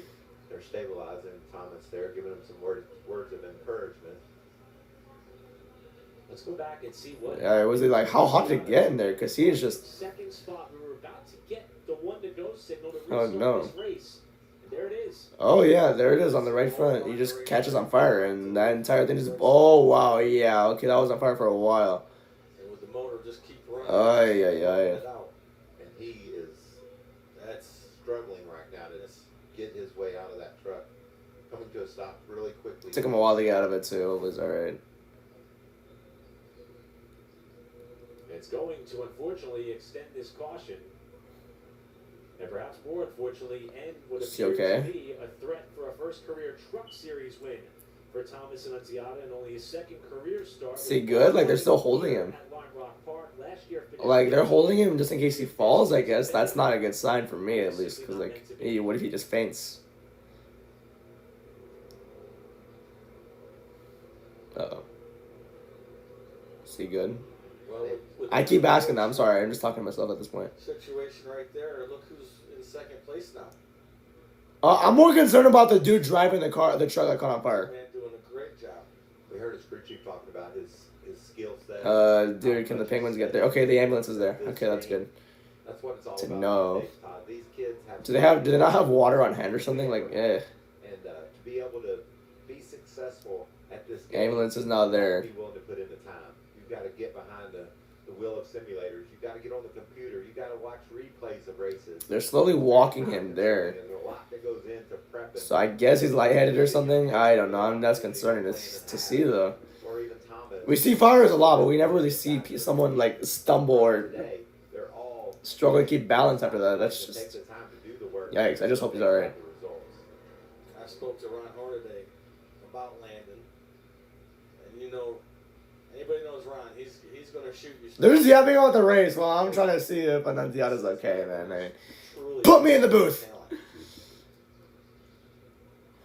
Now we're gonna cut away from him, so I can't really say anything else anymore. So I'm assuming he's in the ambulance. Hopefully he's okay. But now back to the race. We're able to make notes and say, well, he did this or that. And you know, we had a guy just recently win the championship, and in his first or second start in the truck series, we said 40 Honda will win cup races, and I'll be darned, he's already done that. And so the list just goes on and on. We got. Yep, and there goes his truck. And that would have been a cool story too. That beaten up truck. Imagine it going to victory lane. Imagine Lionel making that diecast. But unfortunately, it wasn't enough. Climbed from the car after experiencing a race car driver's biggest fear. It's under caution here at Lime Rock. That's just scary to think about. Yoinky Splunkies, right? Okay, that's not. Okay, full screen, obviously.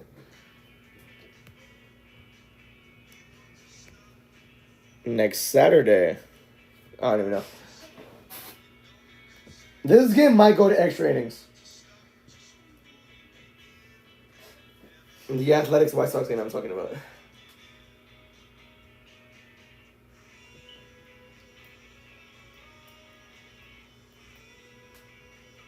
With the 20th pick of the 2026 MLB draft, the Red Sox select Jake Schaffner from North Carolina. With the 21st pick, the Padres got Coleman Borthwick from South Walton High School in Florida.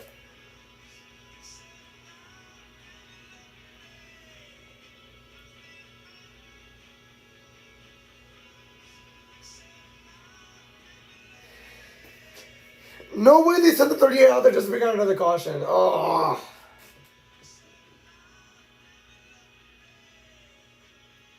That was stupid. Okay.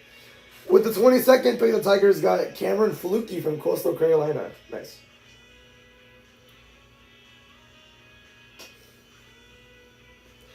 Hey, good thing for truck teams, there are no more road course races until next year, so I guess they don't have to worry about rebuilding the trucks. That's true.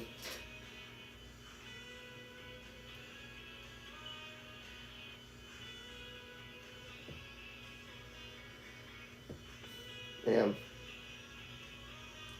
He's out of the truck, thankfully, but yeah, that was a little bit scary to see him just stumbling like that. With the 23rd pick of the 2026 MLB draft, the Cubs select Cade Townsend from Mississippi. Now, this is the guy I've heard of.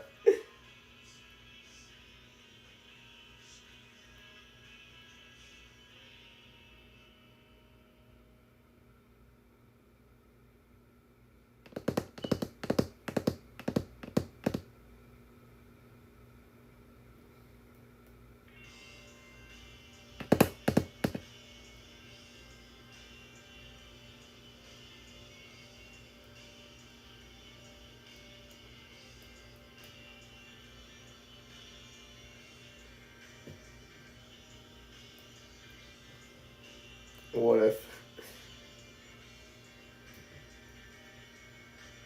Super unfortunate. Wow, voice crack, sorry. Super unfortunate. Liked by Riley Herbst. Nice. Matt tipped Legacy Race. 2019 Brickyard 400. Matt tipped Legacy Race. That's so funny. Ben 10 fan called Ben will be 10 on October 10, 2010. This kid probably felt like God.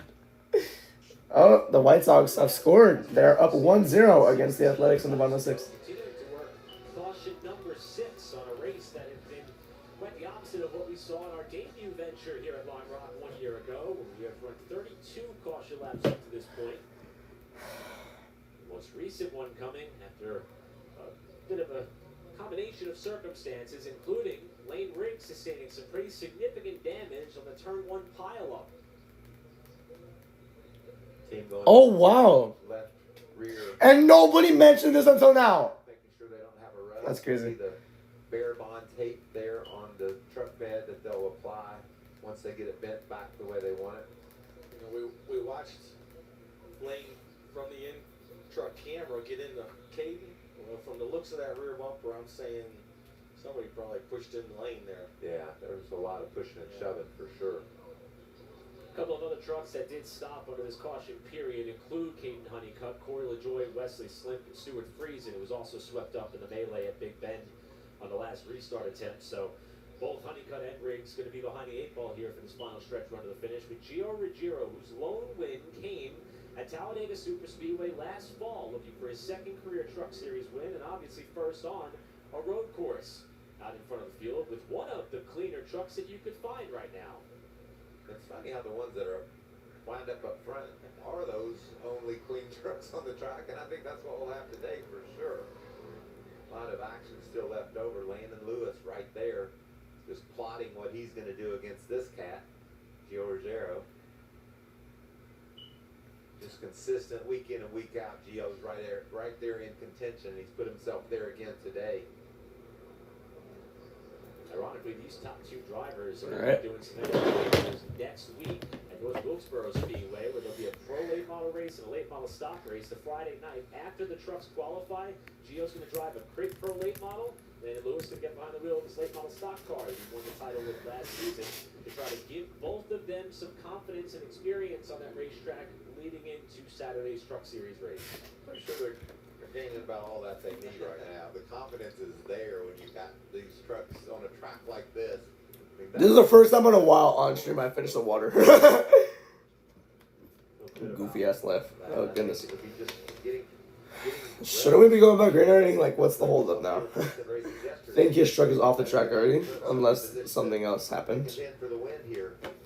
Maybe more oil. I have no idea. This race is gonna take 3.5 hours. I need to record my SmackDown review at 3:30, so I gotta get this done. I got no.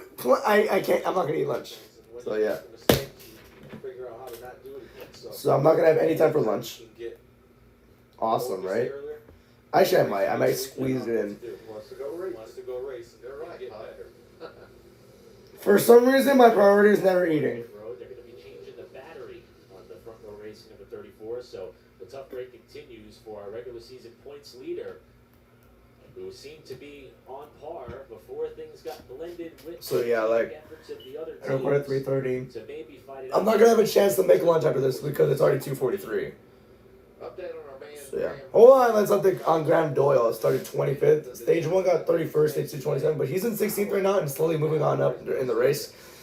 Let's see if he can salvage a top 15 finish if they wreck even more, so we'll see. Up to 16th. He's back on the lead lap. He's going to contend for a top 10 finish. So don't be so quick to judge when you see a kid trying to figure things out, whether he's ever going to figure it out or not. I think he's doing a great job today.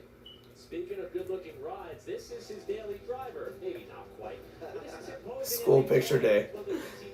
Paid professionals do not attempt to recreate. Yeah, he posted that picture in front of a car at Daytona on the street. Like, he was on the pavement taking a picture. Championship. So the sports car race trying to wrestle a truck around Lime Rock. Yeah, when I talked to him yesterday, he said, "You won't believe how many buttons and knobs I've got inside my Lamborghini to push, twist." That one can't take off. The only button I have in this thing is one to push to talk on the radio. Everything else is 20 years old. And he said, "It's a lot." His Graham Doyle, he's 21 years old from Clearwater, Florida. Get his arms around it. Talk about polar opposites. That car probably weighs half of what this truck weighs. You've got way more tire on it, way more downforce. Yeah, it's a different world when you climb behind one of these trucks.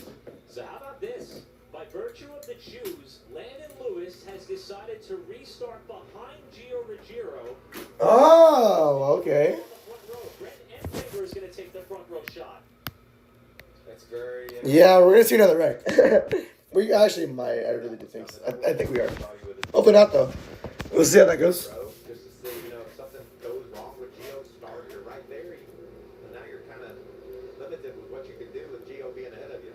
On the last restart, Gio was Okay. Let's see how this goes. past the two in front of him. We'll see if Landon's got a similar agenda as they come down the hill. Regaro, Enfinger, Lewis, and Garcia. How about Garcia in the top 5? Green flag back underneath. Oh my gosh, Regaro might have messed up the start. And then they come to the line. Enfinger leads this lap. 14 to go.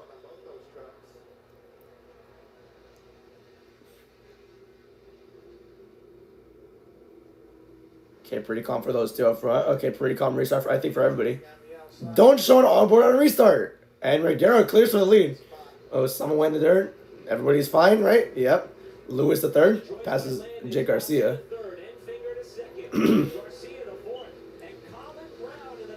How about Colin Braun in 5? In 5th. Sorry, I messed up because that was... Sorry, I messed up. But Colin Braun in the top 5. How about Tanner Gray in 6? Kligerman to 8th. Nice. See right there. Oh my goodness. Someone made a daring move. That's Andres Perez. That was for 9th right there, but he couldn't get the spot. You have 23 trucks on the lead lap, and you have 28 still racing. Oh my goodness. He had a lot of speedy dry, a lot of dust. Oh my goodness. I can imagine a wreck might be happening off of 7 right now. 13 to go. Regaro leads by 4 tenths over Enfinger and 7 tenths over Landon Lewis. Where's Honeycutt at? If Honeycutt can get a top 5, while Lane Riggs just remains, where even is he? Oh my gosh! So if Honeycutt can get a top 5 while Riggs stays 25th or 24th, that's a big points gain. But Honeycutt has to make it happen first. Where's he at? 13th. He could make it happen. Really, he actually could make it happen. Although, will the damage hold him back a little bit? That's the question. Will the damage hold him back? Because he got spun on that last restart before this one. Oh my gosh, LeJoy almost wrecked his own teammate. That was a mini Tyrell. That was for 15th right there. Foster and 14th. Nice. Pretty cool to see there. 12 to go. Miguel pulling away slightly. That last lap, he gained another 3 tenths on the interval. How about Colin Braun in 5th, man? Wow, that's pretty cool. Oh my gosh! Wow. 15 almost got to 25. And Butcher and Braun still side by side. Braun ran him off the track. He ran him off the track. Trying to keep that top 5. How about Tanner Green now in 6th? Kligerman in 8th. Now he's going to pass Butcher for 7th. Gonna try and chase Tanner Gray down. Now Gray! Oh my gosh! And wipes him out! Top 5 goes to Kligerman. Braun goes around. Butcher in the grass. Almost smacked that 25. Is Braun going to be stuck? Can he get out of the grass? I think he can. Yeah, no debris as well. Still green. How about Kligerman down the top 5? Eckes in 7th. Honeycutt to 10th. 3 wide now. That's for 8th, I believe. But he got blocked by Eckes.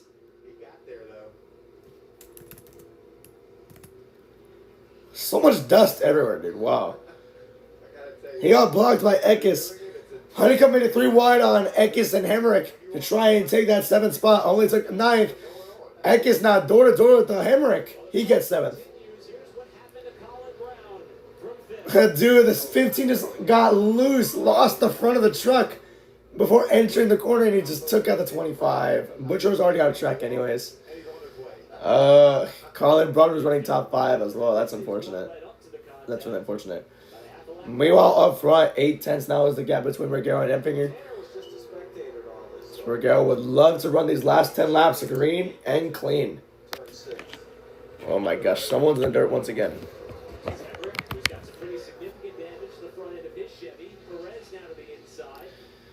CRAFTSMAN Truck Series. In 6 of the last 7 road course races, the final lead change happened in the last 10 laps. So, is it over? I don't think so, because Enfinger actually caught up again. He's now 6 tenths back. Crash. Wesley Slimp and Dawson's son. This might bring out a yellow. If that does... Oh, LeJoy now off track. If this brings out a yellow, Honeycutt can come back and win the race. He's in 8th now. If LaJoy stops on track on purpose, that's so horrible. Slimp and Dawsonson are already gone, or they're already good. Coming down, 9 to go. Oh my gosh, they're right there.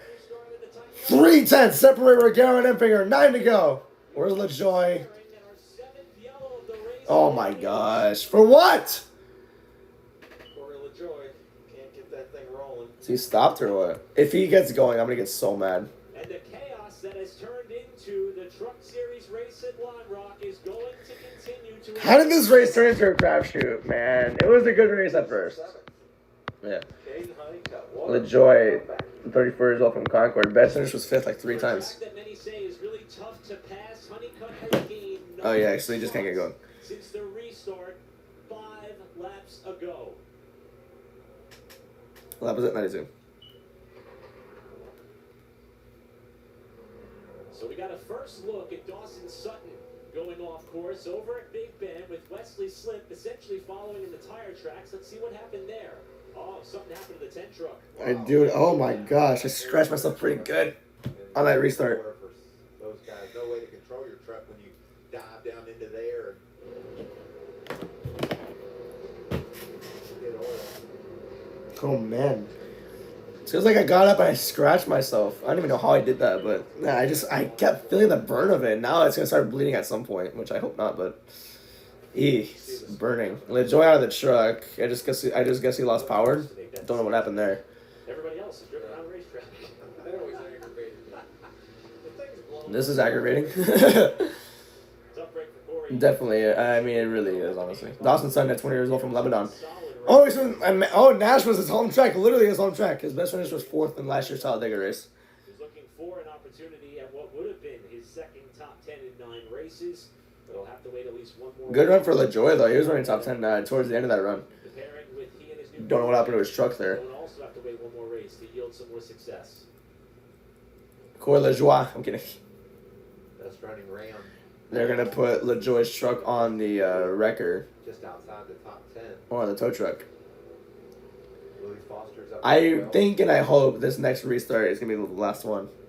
We've got some organizational diversity. So I feel like this race is game. It has gotten to the stupidest point to where I just want it to end. That's never what I want from races, but yeah, sometimes races just get stupid and it just gets annoying. So it is what it is, though. Motorsports with Landon Lewis running in 3rd.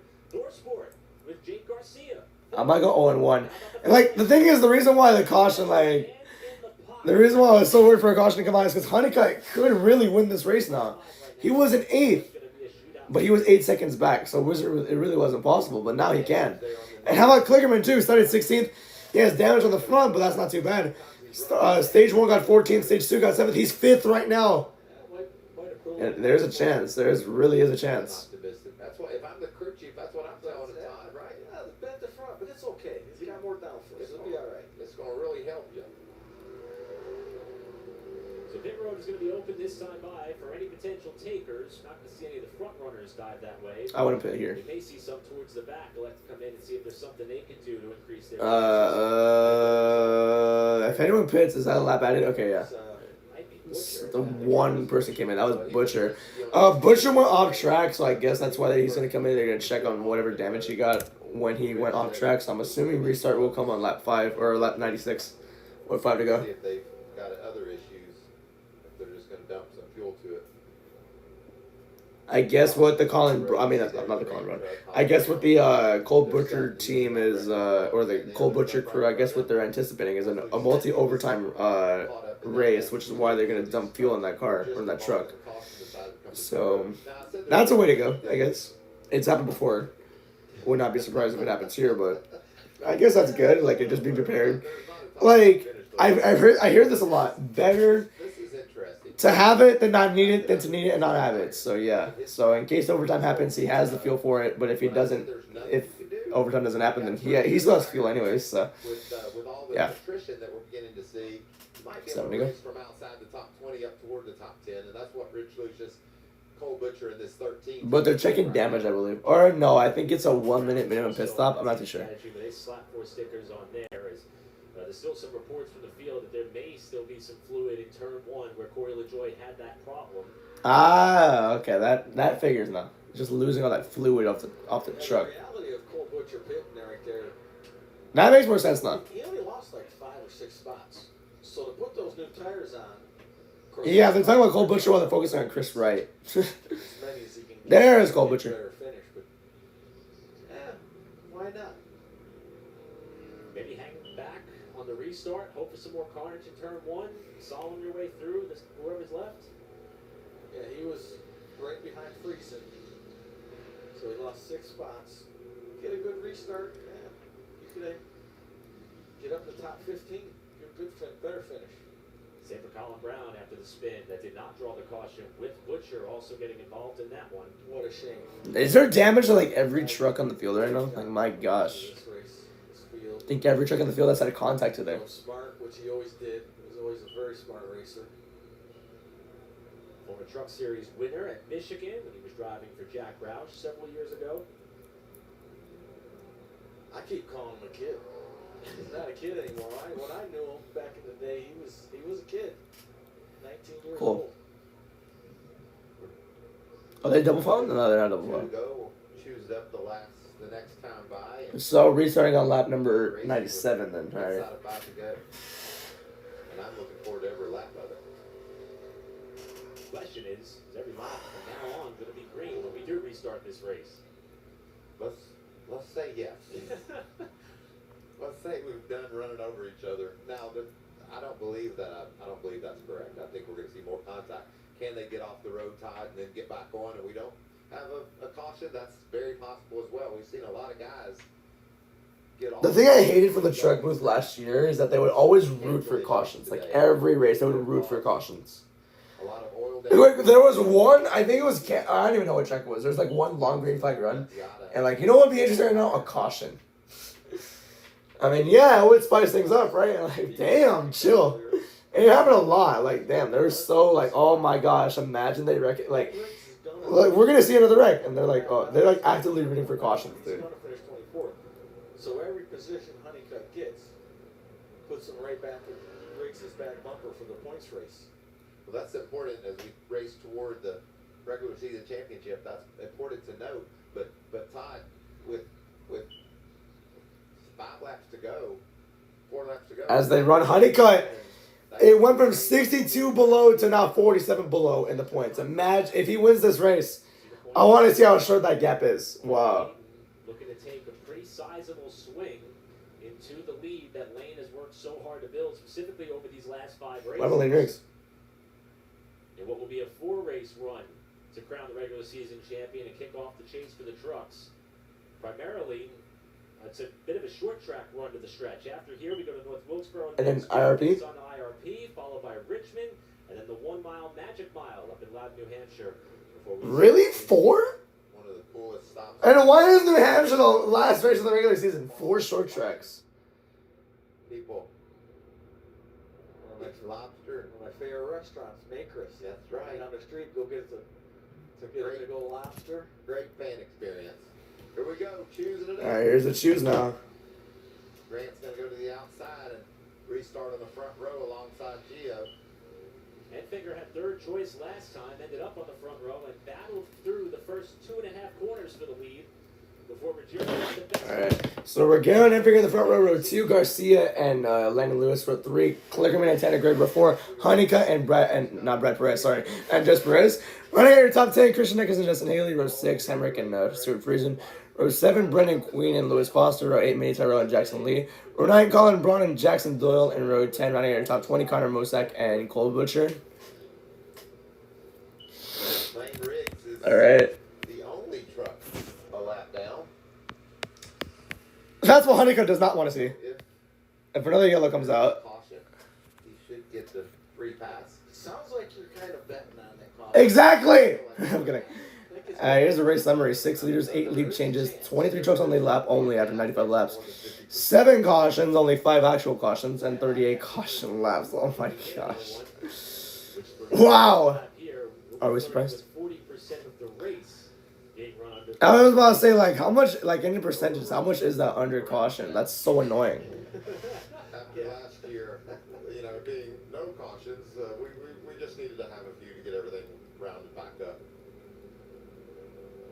Last year's race only it didn't have any cautions. No, stage 1 and 2 won by Haim. Honeycutt led one lap and that was it.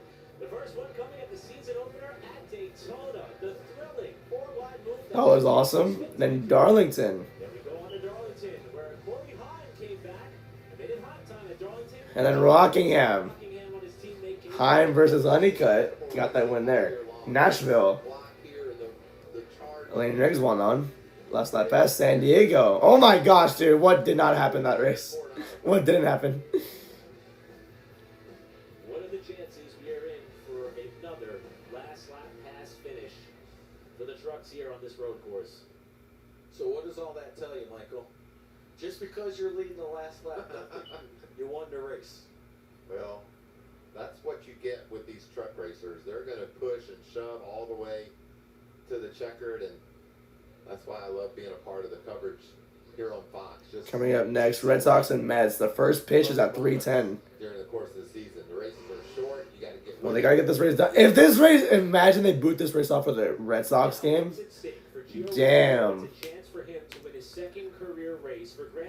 I think they would do that though. We have to switch to FS2 if we have to. But they have to end the race then, or they have to get to the end, not end the race themselves. No, that's horrible. But they have to get to the end. Can Regero hold on is the crazy thing. Oh my gosh, dude, what happened here? The flag people are still waving the yellow and blue flags, but they don't know which one to go. Here we go. Honeycutt and Kligerman. Those are two trucks that I would love to keep my eye on right now. Can Regero hold on though? That's the big question. I don't want Empinger on the outside of me. I really don't.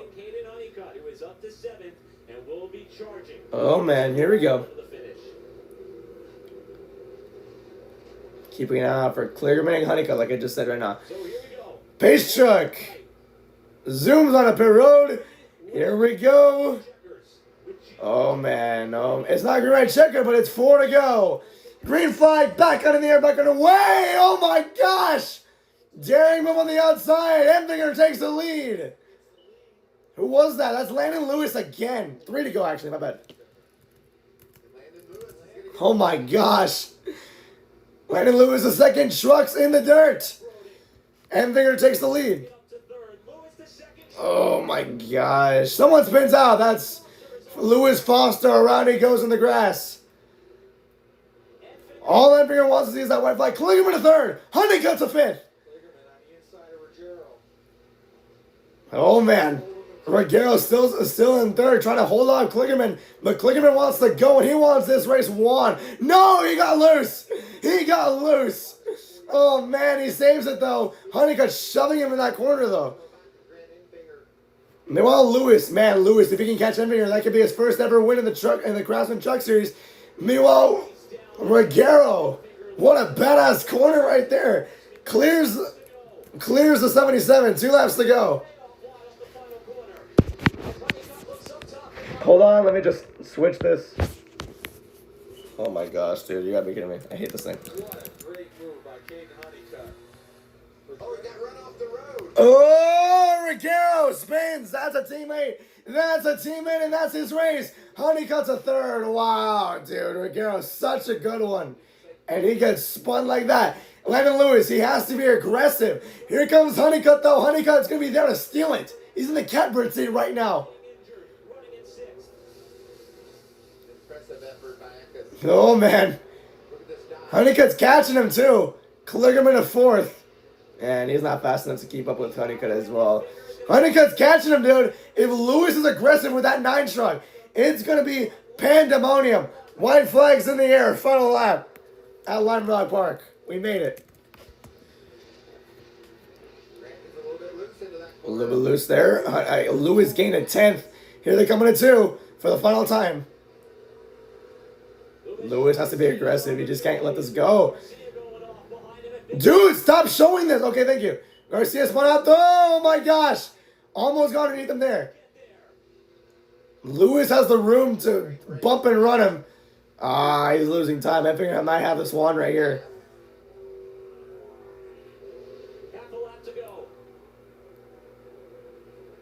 I don't think he's got it. Yeah, I think this is Empfinger unless he can. He needs Empfinger to make a mistake. That's the thing. He's pulling away. Honeycutt's catching up too, but at what cost? And off of turn 7, Grant Empfinger. And I come off turn 7 and he's gonna win at Lime Rock Park. Dude, what a random race. Or what a wild race. Not the good wild, but damn, that was crazy. Lewis came up just short. Honeycutt ends up in 3rd. So I need to see that points deficit. Man, that was crazy. 13th career victory for Grant. His last win was back at Homestead, October 2024. I just love the way I love the way Landon Lewis raced him. He had a chance. Yeah, he had a chance to bump him, and if a bump turns into a spin, I just don't think Landon Lewis said I'm going to win that way. He just gave up the area that he was thinking about taking. That was impressive. He looked on the inside going into turn 5, or turn 4 rather, and a lot of guys would have just drove it in there. Yes, we saw it on the lap before that. Landon did not do that, and he just earned the respect of a lot of people by racing clean. And what a great drive. That is true. I anticipated Lewis to like do something crazy, like wreck him or something. I could do a big bump and run. He raced with respect that entire last lap. Props to him, and take nothing away from him. He got 2nd place. How about Colin Braun, by the way? He ran up the top 10. But yeah. As Grant comes up on the front straightaway, in what was a frantic final charge to the finish, Grant Empfinger, who was on the outside looking in terms of the chase standings when this race started, now even has a 1-spot buffer, moving up to 9th in points. Happy to get Oh, that is true. his 3rd career win ever in the Truck Series. He keeps getting in the grass by accident. Grant's a respectful racer too, Todd. He's a guy that you can Yes, count he is. racing you hard, but racing you fair and clean. He did a great job today, rebounding from some issues earlier and putting himself in a position to. So I'm on 1 so far because none of my picks hit. At one point today, it looked like Grant was heading for the parking lot outside of turn 7. That's so true. Did the team a favor by somehow getting it stopped before catching the tire barrier. And now he is finally able to snap this streak and return to a place that he knows very well, and that is Victory Lane. And he is the 8th different driver to win in 2026. Nice. And the 5th different organization to celebrate top honors in the Truck Series as well. Fairhope, Alabama is the hometown of Grant Empfinger, and I know they're all cheering right now. There's a bug on the camera. There's a gigantic ass bug on the camera. They had to zoom in to get it out of the shot. Grant Empfinger, man, it's been far from the season you expected. You guys have hit a ton of adversity, and then today encapsulates that with the issues you had early on. How did you get this done and rally for the victory? I mean, honestly, Derek's given us great road course trucks all year long. This is, sadly enough, it's been our best opportunity to win is a road course, but we've had issues in all 3 of them. This time we had our issues in practice and broke a shock, and yeah, George did an amazing job. Derek did an amazing job just getting us out there to qualify, but we missed something with some of the suspension components a bit, but Derek did a great job for the race. I feel like we had some things playing our hand. I don't think we could have beat the 11 and the 34 straight up. I seen what happened in the ARCA race. I didn't want to line up 3rd and push my way through the win. I know that's common these days, and man, I prayed about it, I thought about it, and I wanted to beat him straight up on the outside. So proud of that. A lot went into that decision. But man, that's what I've been my whole career. I've made a lot of mistakes, but I didn't want to go in there and purposely root him out of the way and take the win. So I feel like we beat him on the launch, and I think we had a better car, and Derek did just an amazing job with this Grant County March Chevrolet. So thank you to Cody, thank you to Paps, Granny. They haven't been here for a while, but we appreciate their sticking with us. But I told Derek, I think this is my only 2nd top 10 at a road course. So we have had good road course trucks this year, but this one I think we're a solid top 5 truck. And I mean, the seas parted, and the good Lord blessed us today, and they would have come home for a win. Grant Empfinger, your winner here at Lime Rock. Don't you just love that interview? He looks like Liam Gallagher if he was American. You wonder what's going on in those cockpits. There's so many different things going through your mouth. Nice. What a great job. That was pretty cool there. Yeah, they're gonna boot this off for the baseball game. So yeah, I'm gonna just exit this right here because there's no post race show. Okay, it's gone already. So yeah, this is welcome to the post race report, sponsored by nothing because nobody watches this channel. Yeah, let's do our race recap and then results, and then we'll be on our way. So yeah, start off very clean and green. Stage 1 was went no cautions at all. Lane Riggs ended up winning stage 1, got 10 points there.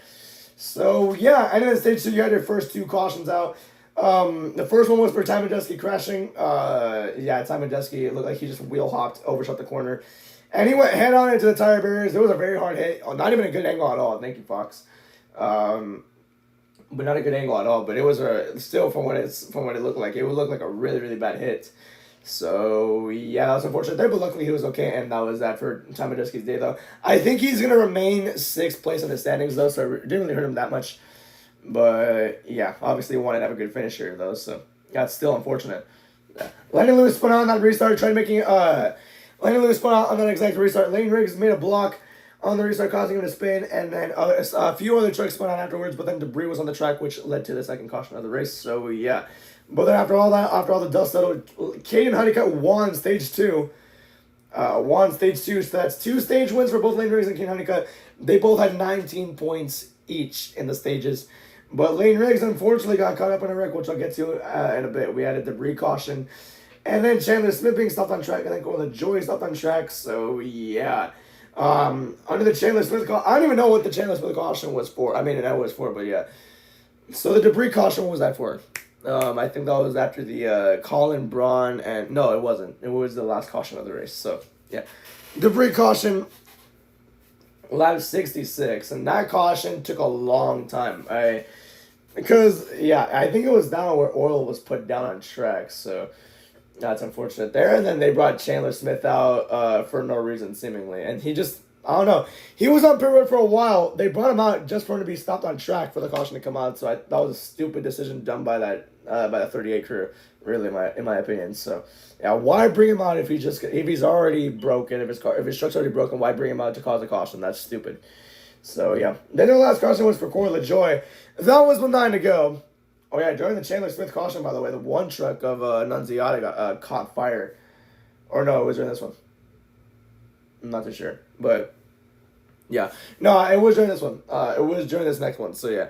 Then you had Colin Braun and Cole Butcher get run off track. Tanner Gray spun out Colin Braun, and Butcher just went off track. And then LaJoy was stopped on track because I think a lack of fluid from his truck, so he got stopped on track. Caution came out, and then under that caution, Annunziata's truck just caught fire out of nowhere. That was just insane there. So that was it for him. And then last restart, Reguero got wrecked. So yeah. So Reguero got wrecked, and that was that. So yeah, Reguero got wrecked. So then it was Lewis versus Grant Enfinger. Honeycutt was catching up, but he was around a second and a half behind when Enfinger crossed the start finish line in first. So yeah, Lane Riggs ends up, because of the damage, he ends up in 25th, I believe. I'll check the results right now, but that was that there. Seeming there's just a lot of chaos in this race. It just. Yep, it turned into a crapshoot. It was a good race at first, but then turned into a crapshoot very quickly. Enfinger got the win. My review for this one will be tomorrow, so yeah, that's up there. But let's go over the results right here. You had Enfinger get the win. Landon Lewis got second. Honeycutt ends up in third. Great points gained. He was down by 62 points earlier in the race, and now with this finish, I think it's going to cut down the gap significantly. Kligerman. A great drive from him, got 4th. Ekis ends up with the top 5. Daniel Hemrick got 6th. Andres Perez 7th. Tanner Gray 8th. Stuart Fraser 9th. And Colin Braun rounds out your top 10. Wow, nice. How about that? He still ends up in the top 10. Cole Butcher 11th. Brandon Quinn in 12th. Jackson Lee in 13th. Justin Haley 14th. Dawson Sun 15th. Wesley Slim 16th. Chris Wright 17th. Connor Mosak 18th. Grant Doyle 19th. And Giovanni Reguero rounds out your top 20. Lewis Foster, 21st. Jake Garcia, 22nd. Lane Riggs, a lap down in 23rd. Minnie Terrell, 24th. Tyler Rackham, 2 laps down in 25th. Frankie Muniz, 26th. Josh Ream, 27th, sorry. Corla Joy, out of the race in 28th. Thomas Annunziata 29th. And Chandler Smith runs out your top 30. Ben Rhodes 31st. Tom Andruski 32nd. And Ben Mayer 33rd. So that's going to do it for this one, everybody. Thank you for watching. I will be doing the O'Reilly race later on today. And then the Cup race tomorrow, later on today at 6 p.m. Central Time. And then the Cup race tomorrow at 6 p.m. Central Time as well. Monday will be Raw from Dallas. And then Tuesday, the All-Star game. So, yeah, that's going to do it for this one. Then thank you for watching and have a good day. Goodbye.